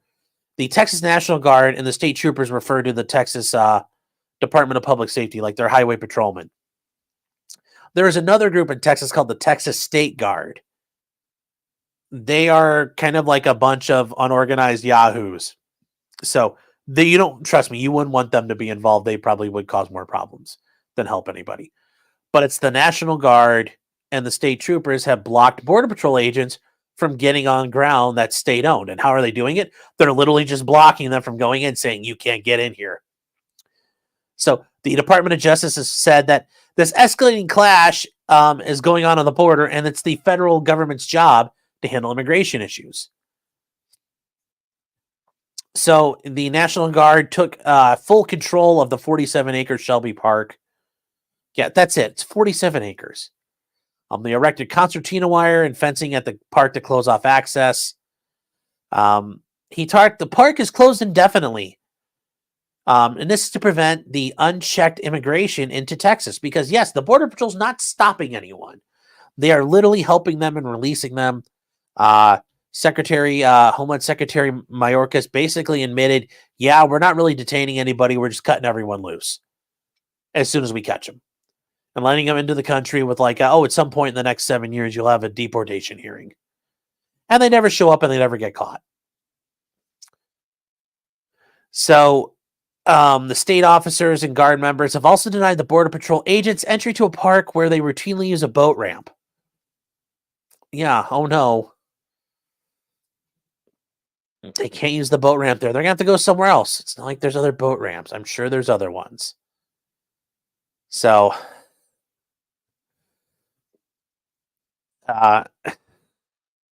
this is an ongoing issue between the state and federal government. And there's currently a Fifth Circuit ruling that has said that the Border Patrol cannot cut the wire that the Texas government has put on the border. And yes, there's apparently big wipeout floaties that people are dying on, and people are dying in the river. It's like, well, why are you swimming across the river? It's weird. As they say in Spanish, like muy loco. Muy loco. So it is just an escalation of what's going on. These are political stunts meant to dehumanize and demonize people. No, I think making sure people don't come across and drown in a river in the middle of January is a pretty humanizing move, telling them, you have to go back. Stay where you are. I mean, people say Mexico's not a shithole country. It's really nice. Well, hang out there. Have fun. Unless you're telling me it is a shithole country. It isn't really nice. I mean, huh. But that would really go against a lot of narratives, wouldn't it? So we'll see what happens there. Now, I know some people have asked, and somebody did ask me this earlier, because there's National Guardsmen involved, why can't the president federalize them and then tell them under federal orders, go back to your barracks, you're sitting out this one? That's been done before when Little Rock, Arkansas, when the schools were to be desegregated and integrated. The governor of Arkansas called out the National Guard. Well, President Eisenhower federalized the National Guard, made them report to their barracks, confined them, and sent the 101st Airborne Division in to escort in Ruby Bridges and her friends to school. Can that happen? Yes, the National Guard can be federalized. Problem is, there's no money for that because they basically would have to be put under federal orders for an indefinite period, because as soon as they get demobilized under their federal orders, guess what happens? The governor's going to call them up and tell them to get their ass down to the border. So they basically, there's no funding for it. And even if they did have funding, it would cost a ton of money because they get paid they get paid their army rate if they're federalized. And that's money the government doesn't have. It's part of the defense budget. And, they aren't planning on massive contingency operations right now overseas. There's no more forever wars. Well, for now, knock on wood. Who knows if that's going to change? Yemen. But they could. They wouldn't be able to do it forever. So if some of you are wondering why hasn't that happened yet, that's why.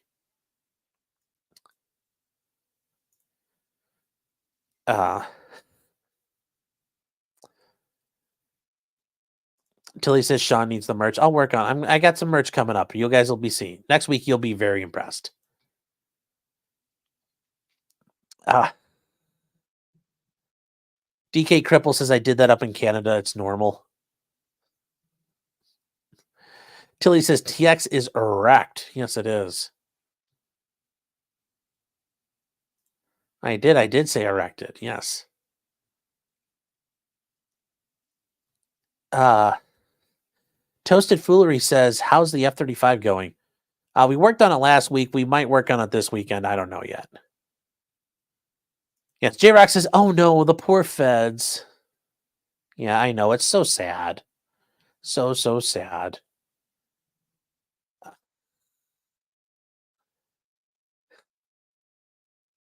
Das Boot says, can we get Ruby Ridge, but this time it's feds versus the states? That would be very interesting. That would be interesting. Furby Slayer says, Eagles are native to 49 states. Look, I get that. Which one is it not? Hawaii? I guess that makes sense. They don't fly that far. But if you're going to name a place called Eagle Pass, you should be like up in a mountain somewhere. Texas has hill country. Like, or, a spot in between, like, some of the plateaus or something. But just Eagle Pass, it's like, I just think they could have named it better. So.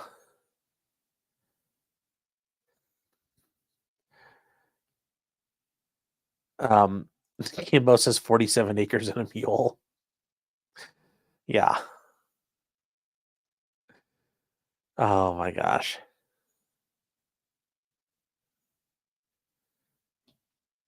The Suviar says add some bull sharks to the river.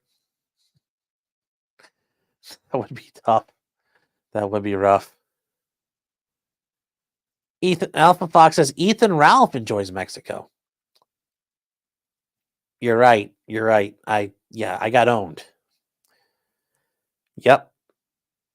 That's bad when you make an argument, somebody goes, bam, Ethan Ralph. And you're like, yeah, I lost. Totally owned.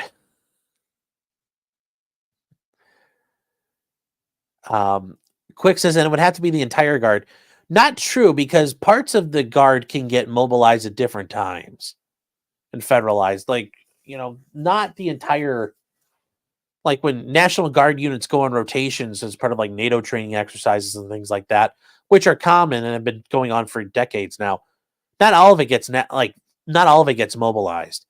It might be part of like a battalion or a squadron, something like that. It doesn't have to be everybody. Doesn't have to be the whole guard, just some. Walter Malone says for $4.99, people are floating, literally and figuratively. Some people are floating in the river too. Floating the idea Texas can bring charges on Biden over the border. Is this for real or cap? I mean, there's basically, if Colorado and Maine are going to get away with what they're doing to Trump, then yeah, I think basically everybody can claim Biden's undermining the border, therefore he's not doing his job. And that's if Texas determines that's a valid answer, that's a valid answer. Now, should the Supreme Court step in and say, look, all of you chuckleheads have to knock it off? Yeah, but yes, this is the flip side of Colorado speaking truth to democracy. So.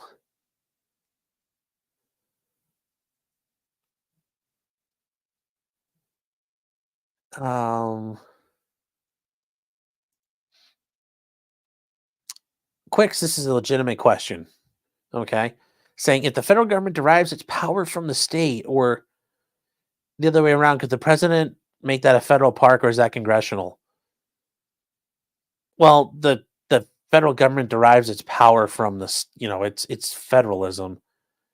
The states had to agree to join the federal government. So they all signed on as states. So the power flows up. There is no, I mean, it's popular sovereignty, I would argue at the end of the day too, in the federalism concept. But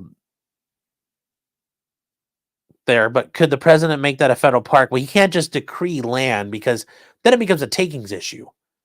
You can't deprive somebody of life, liberty, or property without due process. And that's also like an eminent domain thing. So no, he can't just say like, oh, well, that's federal land now, or we need this. Wouldn't work that way. But I get what you're saying. No, that wouldn't work.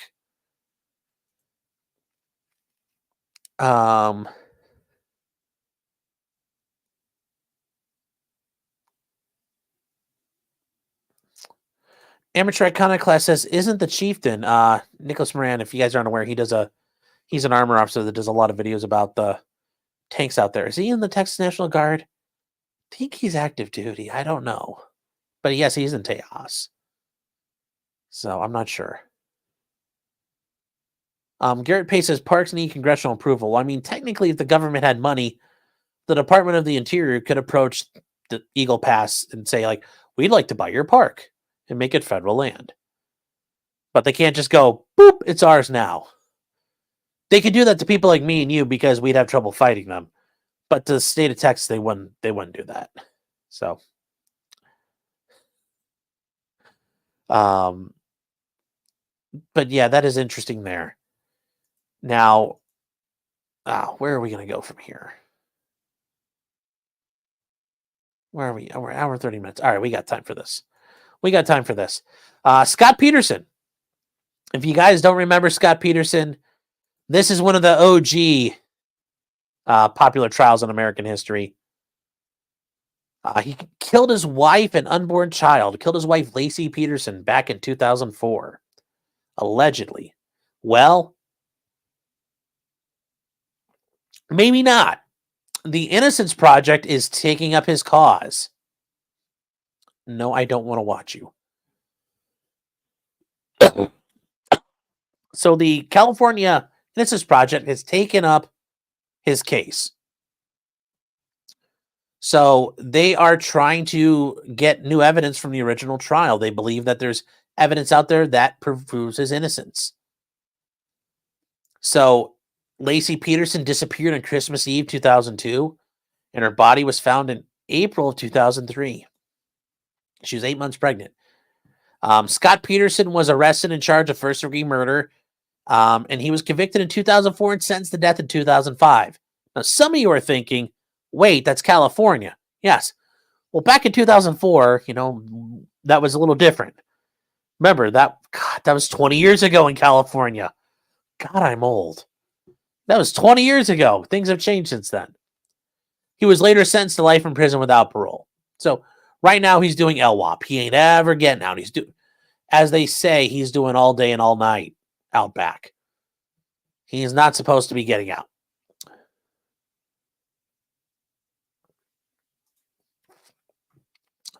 So what happened that changed his sentence was a couple years ago, he was having a motion here heard that there was juror misconduct.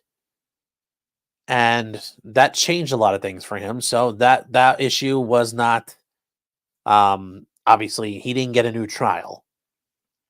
But the LA Innocence Project claims that Scott Peterson's rights were violated and that he might actually be innocent based on newly discovered evidence. Newly discovered evidence supports his claim that he was innocent and raised many questions into who killed him. Who killed his pregnant wife and his unborn son?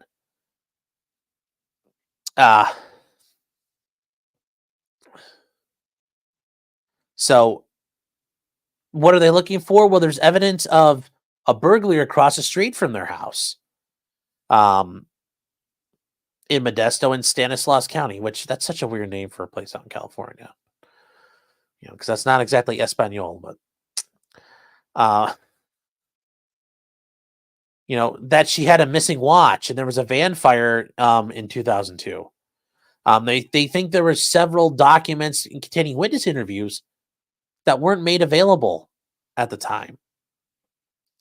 They found deficiencies while reviewing his discovery in his case. It sent a letter to the DA seeking production of numerous items of post-conviction discovery, which in a case like this, there probably is going to be discovery that happens in the post-conviction setting.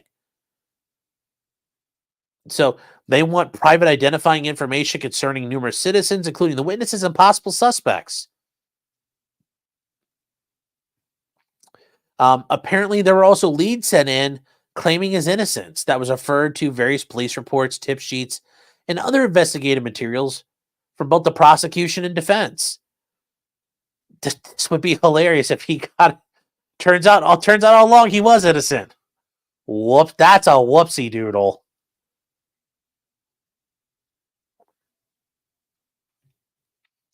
The Innocence Project also says they've had numerous witnesses who expressed hesitation or unwilling to talk because of the nature of the case. And I don't know if you guys remember this. Some of you might be too young. this was huge when it happened. I mean, 2004, this was still like we were in the aftermath of the OJ trial was still fairly new. Scott Peterson claimed that he's maintained his innocence from the start, has never changed, has claimed that he is still innocent, and a juror known as Juror 7 hadn't disclosed her involvement in other legal proceedings. So he thinks there was still juror misconduct. In 2020, though, the California Supreme Court overturned his death sentence, claiming the jury was improperly screened on death penalty issues.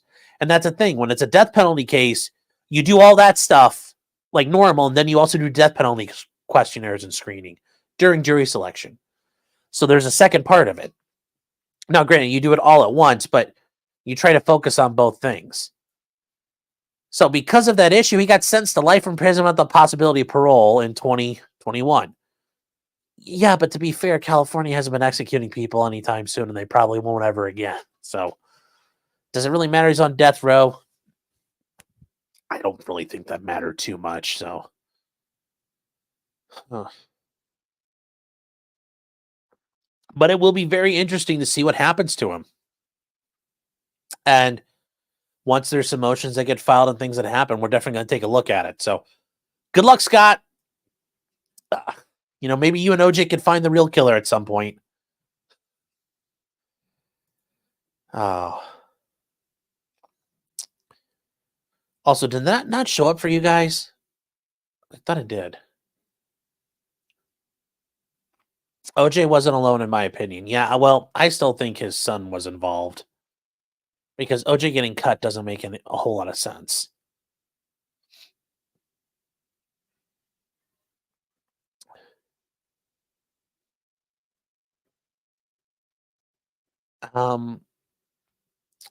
Form Convict says Gosney's had an expert that on every jury they've looked into there's been misconduct. Sure. I mean, most people, that's not a surprise to me at all. Ken is clarifying it just so it says, yes, the Los Angeles Innocence Project is taking the case, not the original Innocence Project. Apparently, the original came out on Twitter to clarify. And that's fine. The original Innocence Project, sure. Wrestler Counts is back in the normal days. Yes. Yes, Patty F is right. Yes, no way Scott killed his prego wife right before Christmas, especially for another woman. And that was the theory they went with at the time. That's a shame. Says I was convinced of his innocence after that documentary. There are a couple documentaries about him, so they are interesting. It is interesting to see. It's not 100%. The case was not as strong as you'd think. Stacey says, when is Scott's If I Did It book come out? Yeah. You guys just saw me talking, no video? Oh, my God. Oh, Jesus. Okay, well, there's an article that's going on about it. Sorry, I guess I just read it. So. Okay. So Legal Vice is reviewing the OJ trial currently. Be sure to check it out on his channel. Yes. The mammoth undertaking that is the OJ trial, the 8 months of the OJ trial, including when the jury was there and when the jury wasn't there. Yes, Jeff is getting his way through it. And that's the thing I don't think you guys get. It was months and months and months and months to get OJ done. So many hearings that they had in the middle of the trial. So much testimony was taken outside the presence of a jury. And Jeff has been plugging his way through it. I don't know if he's got to the part of not Lee Harvey Oswald. Yes. Lee Harvey Oswald comes in to do a shooting competition. F. Lee Bailey carpet bombing the courtroom with the N-word over and over and over and over again to Mark Furman. I don't know if that's happened yet, but that's if you guys have never seen the footage of F. Lee Bailey on 1994 CNN standing there and this big fat white guy, this old white guy at the time, just saying the N-word over and over and over again to Mark Furman. It is something to behold. It is something to behold. Garrett Pace says the dancing Edos. Yes, that was a very funny thing that happened in that trial. Oh, 2.0 saying they're on closing statements already. Okay, they already did it.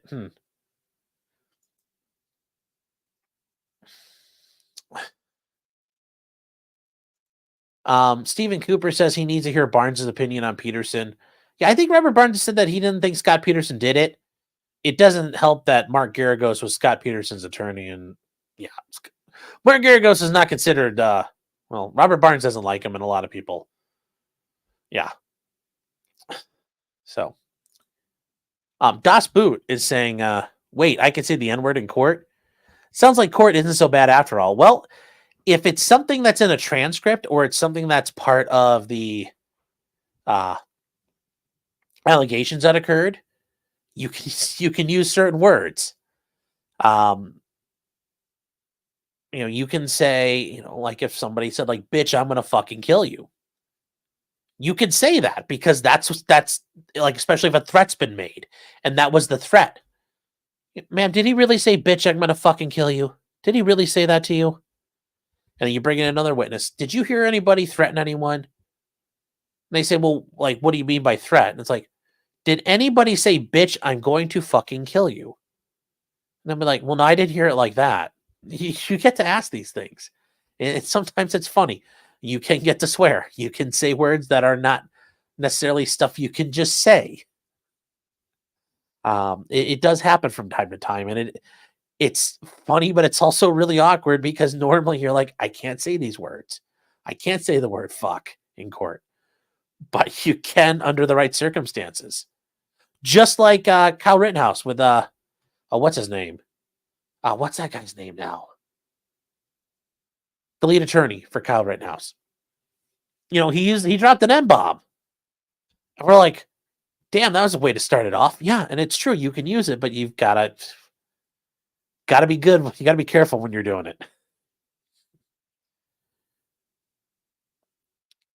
So, Kimbo says, have I ever said the N-word in court? No, I have not.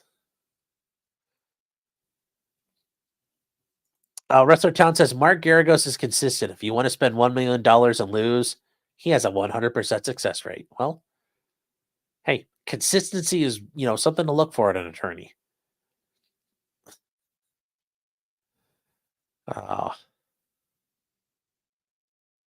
Metal Matt says, have you said that word in court? Well, I've said that word. I mean, I've said a lot of swear words in court. Stephen Cooper, Mark Richards. There we go. Mark Richards. Yes, Mark Richards. There we go. Kia Pathak says 4 doors, more horrors. Yes, I remember that from the trial as well.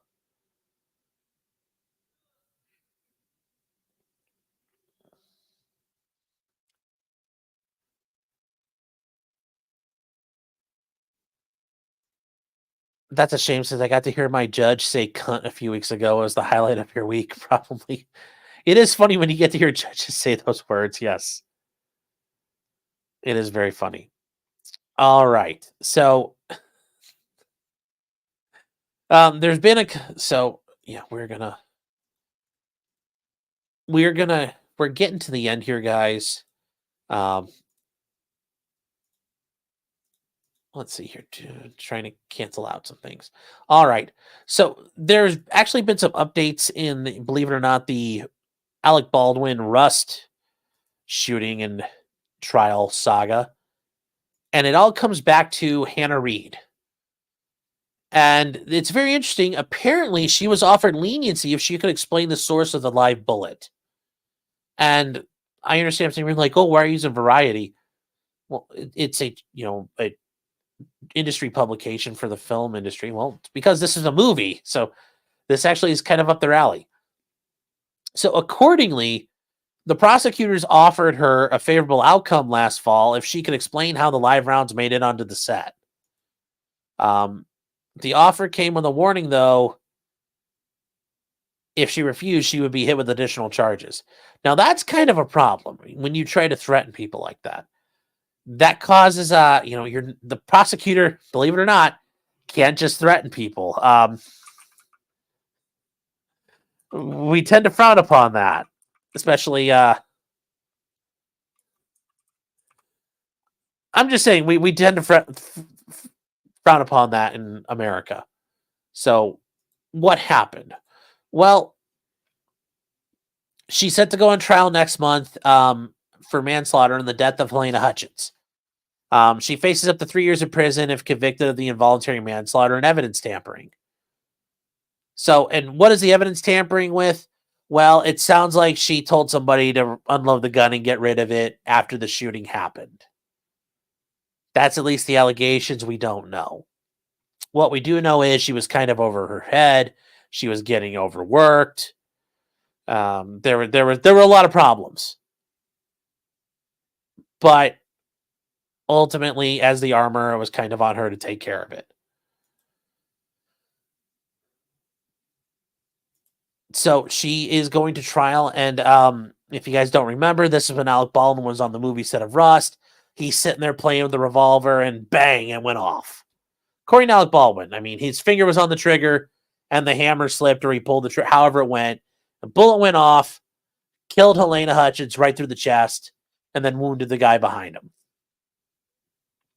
He thought it was full of dummy ammunition. Well, there was a dummy involved, but it was a dummy holding the gun, not what was inside the gun. So, several live rounds were also recovered.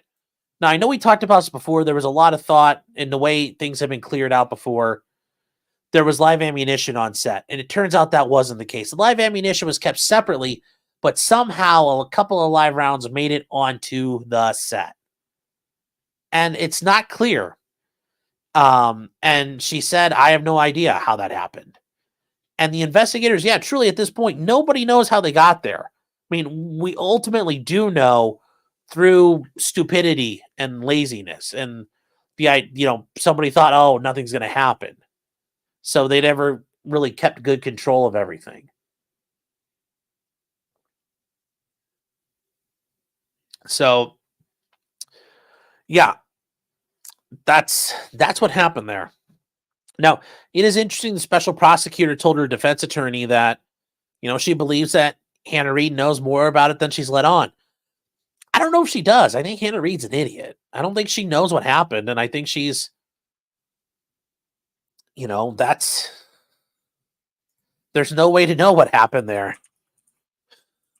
I truly think it was, I truly think it was just stupidity. It was horribly put together. That this whole case, or not the case, the movie was poorly managed. And yeah, I mean, it was just stupidity. I don't think anybody's ever going to know. We're never, I don't think anybody will ever know the answer. I just don't think you can. There's no,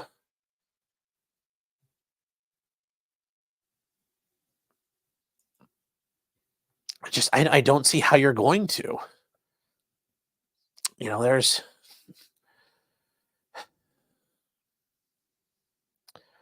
so it's,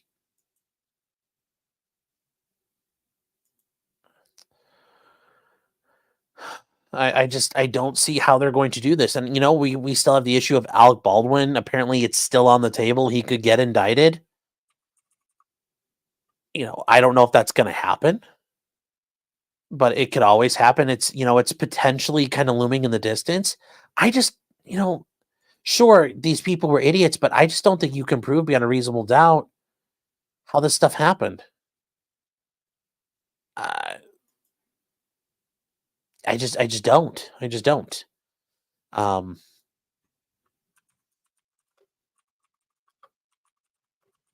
So it's going to be very interesting. She's set to go to trial February 21st. So that will be, I don't know if she's going to go to trial. But the prosecutor says, I feel strongly she has some notion of how the live rounds came on set, and the prosecutor, and I've had these arguments with prosecutors, you have them over emails. You're like, I think your guy's lying. I think he knows more, or, screw your guy for jerking us around. I respect her right not to come forward and stay silent. However, if she were to come forward and answer these questions, That would go a long way to getting her a favorable resolution. Yeah, it would. But therein lies a problem. If you don't know the information, like maybe she truly doesn't know. I doubt she's taken the fall for Alec. I doubt he's been like, here's like $10 million. Shut up. You're going to prison for a little while. I'll pay you. I just don't think she knows. Now, the prosecutor pointed out that she chooses not to tell us. We'll proceed with the additional felony charges. Well, her attorney took that as a threat, and I think that's fair to take that as a threat, that either you confess or we'll bring more charges against you. I think there's nothing wrong with doing that and pointing out this is bullshit. So she was also indicted on a charge of carrying a firearm in a liquor establishment. Apparently, you're not allowed to do that in New Mexico, which is funny because in a state like Ohio, you can. I guess it's a little more free than in Nuevo Mexico. So her attorney sought to have that dismissed. He argued that this was vindictively filed because she exercised her constitutional rights, which, based on the email, says yes. So we will find out what happens. I think this will be interesting. I don't know ultimately how she gets convicted. I think she probably will. But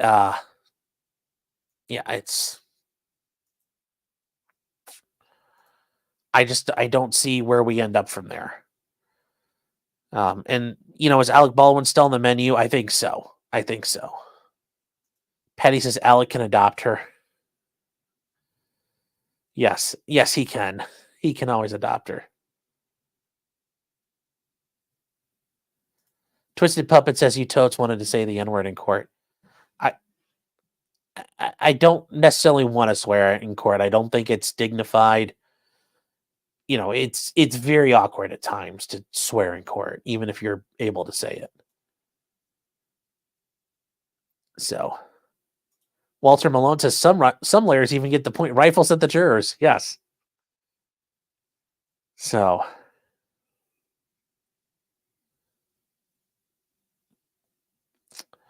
J-Rock's been a member for 4 months. Says Sean, don't forget the other Sean. No, he is our finishing touch. He is our finishing touch. But we'll get to him.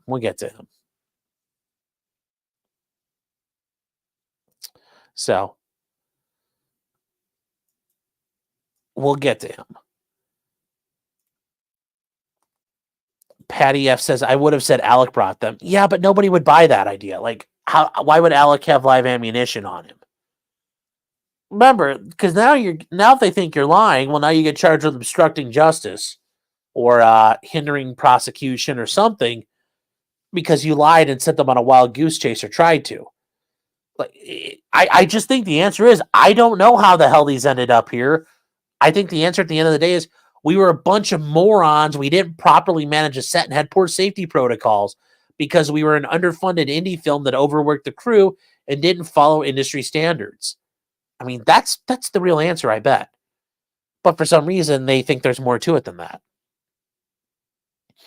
So, Porcelain Thunder says, I believe Alec. The man is a straight shooter.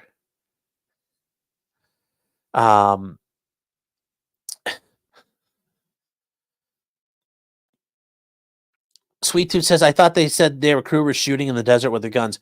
They were, but they weren't on the set, and the ammo was kept in a separate location. So it wasn't like the live ammo was setting on set. Still, though, using live ammo and guns that you're trying to designate for blank firing only in the same situation is a recipe for disaster, and this is what happens. Yes, Alec one-shot Baldwin. Yes. He's killed enough Ukrainian women he could join the Russian army at this point. Oh. Brimstone went to Ukraine update. We'll talk about that on Locals.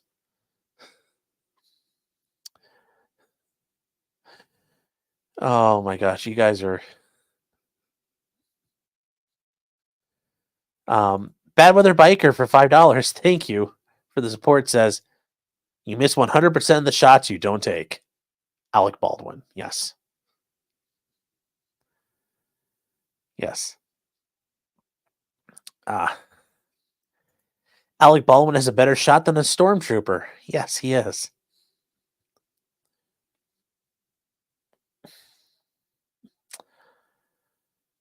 Oh.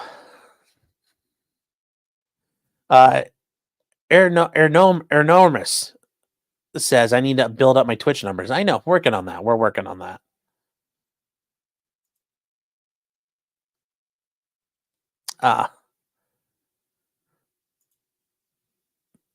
J-Rock says, Sean, the other Sean could have been you if you hadn't gone to law school.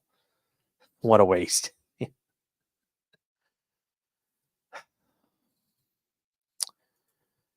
You got to admit he's a killer actor. Yes. Yes. Goalie says, point at camera crew, new social media trend. Yes. Alec pulled out his gun and checked him out and is like, are you lacking? And apparently they were because he shot them. So Alec Baldwin's always on target. Oh. Tom Gillis Golf Instruction. Hey, Tom, how you doing? Good to see you, Tom. It's been a little while. So, all right. Last thing is President Trump. His case in front of Judge Troconis over in D.C., the January 6th case. She finally officially put everybody on hold. Even though there was a stay granted, Jack Smith thought, oh, I can still file papers. And Trump sought to have him sanctioned for that. Well, Judge Chuckin did Jack Smith the solid and said, well, I technically wasn't clear, so it's okay. And she scrubbed a little Jack's hair and said, run along, you little scamp. I'm sure she would have given Trump that same kind of deference. But for right now, the case is truly put on hold. She basically slapped Jack Smith's pee-pee. I'm sure he probably likes that. And that case is done for right now till the Supreme Court sorts it out. His other case that he has is the case versus E. Jean Carroll. And some of you are thinking, wait, they already did that one. And yes, they did, but we're back for round 2. And he's using Elena Haba as his attorney, and she's not very good. So Inner City Press has been covering it over in the federal court over in New York. And Elena Haba is, at this point, cross-examining E. Jean Carroll. And she says, do you know if there's communications team at the White House? And Carroll says, I don't know. And she says, well, I represent to you that it does. And the judge immediately jumps in and says, you're not going to be representing anything or you'll be a witness. And yes, if you're representing facts, that makes you a fact. Witnesses offer facts. Now, I know Judge Kaplan is not thrilled with this, but the judge shouldn't be getting involved if the opposing counsel is not really objecting. That's their job. But I get it. He doesn't like Trump. He's sick of Orange Man. And to be fair, Lana Haba's fucking not doing very good at this. She really is sucking. There's been a lot of problems. There's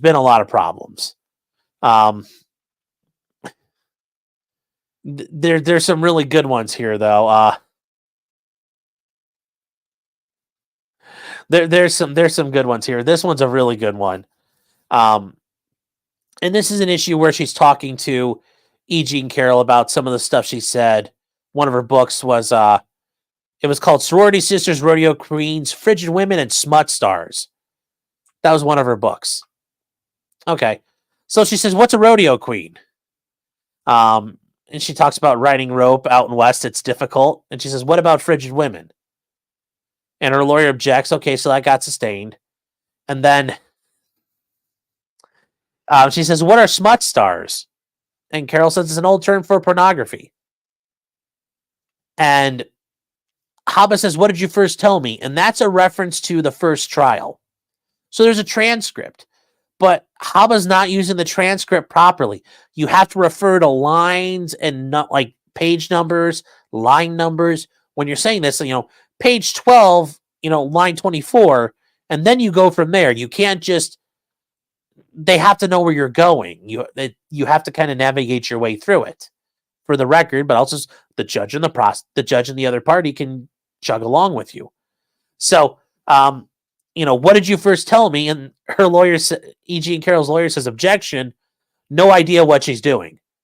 That's actually kind of embarrassing when the attorney doesn't know how to say anything other than, Your Honor, this is nonsense.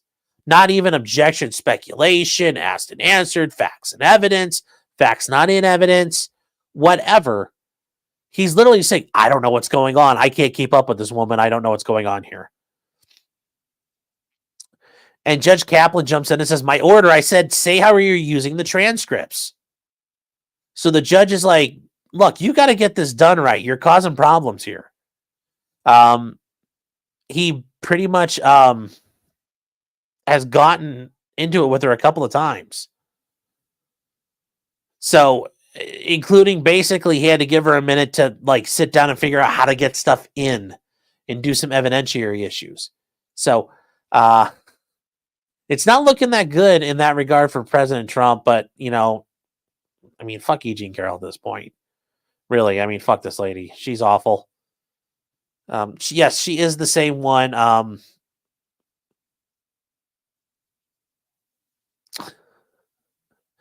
You know, this is another thing here. This is actually a big one. Haba says, how do you suggest I proceed? She's asking the judge, and he says, show it to her as she recognizes it. And she asks E. Jean Carroll, do you recognize it? Carroll says, yes. But the judge jumps in and says, if it's not marked, it should be marked. It's an exhibit. He says, do it appropriately. Do it overnight. They need to be pre-marked. So there's a lot of problems. She's not doing a very good job. It's not her day. So, yeah. And I will just leave off with the Trump case there. This is something here that's very interesting. This is E. Jean Carroll. This is the woman who claimed Trump defamed her. And yes, this is the woman who said some women like to be raped. That rape is sexy and sensual. This is E. Jean Carroll. This is for real. This isn't a joke. This is her. Like legitimately her.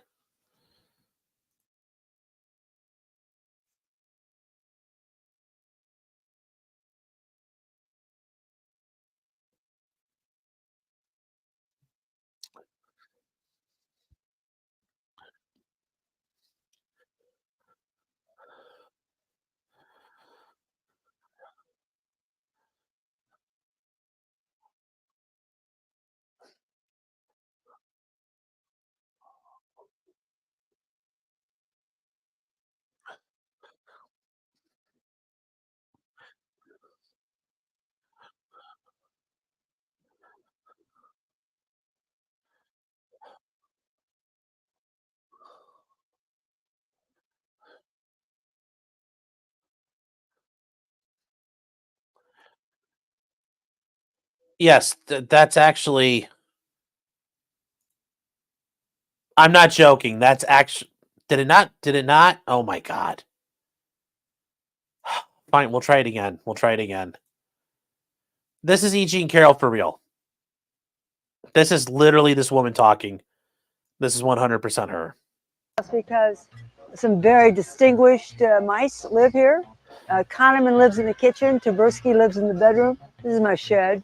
And on that side are the books that most influenced me growing up.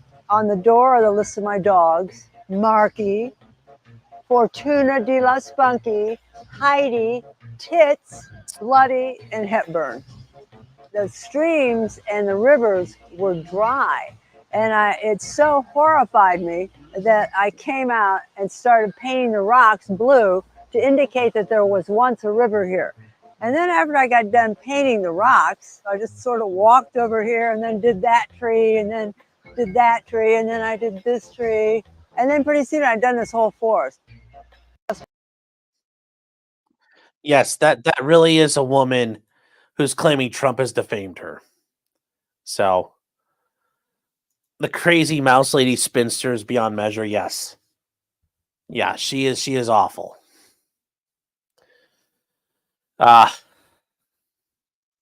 J-Bet's right. Yeah, I bet Mama Earth really needed all that chemical paint. Yes. Okay, guys, I'm sorry. For some reason, it didn't share. It said it was showing.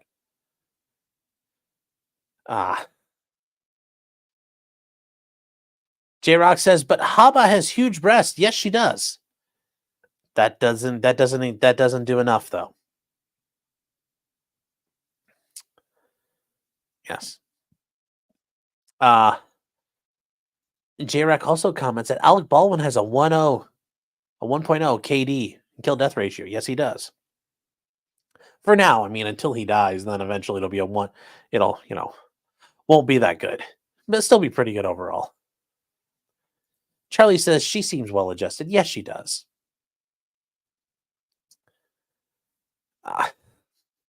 Tilly says she's legit retarded, isn't she? You'd think so. You'd think so. Yes.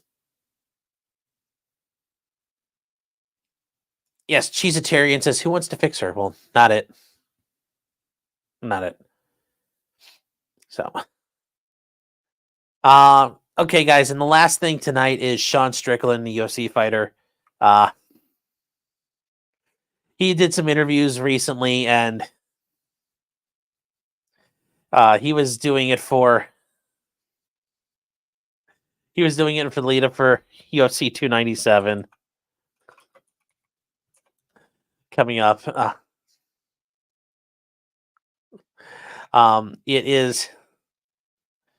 It's this, is it Saturday? It is this. It's this Saturday in Toronto. And he was doing an interview, and he came up to Sean Strickland's he's a pretty funny guy. He likes to talk a lot. And yeah, here we go. This is it's just, I'm just gonna let him say his thing. Good, man. I'm trying to be good. I like the fucking gays.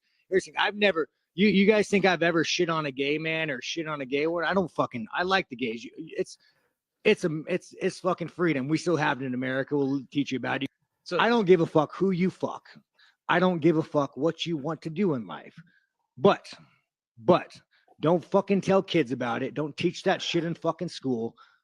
Don't fucking push your agenda. Don't try to fucking brainwash people. Don't try to go past parents. Good, man. I'm trying to be good. I like the fucking gays. Listen, I've never. So I love his shirt. If we can get to it where like the thing blocks out for a minute. Yeah, there we go. A woman in every kitchen and a gun in every hand. Yes. Yeah. Oh. Yes, Pepsi Man says that's Sean Strickland, the UFC champion. He's the UFC the current reigning and defending UFC middleweight champion. You gotta say it correctly. You show respect for the champ. Pitchlock has a great idea. I like this one. Can we hook E.G. and Carroll up with Alec Baldwin and send them to New Mexico? Make her the new cinematographer. That'd be great. Yes, Scudx says Sean Strickland sells red pills and red pill accessories. Yes. Oh, yes, the undisputed. Yes.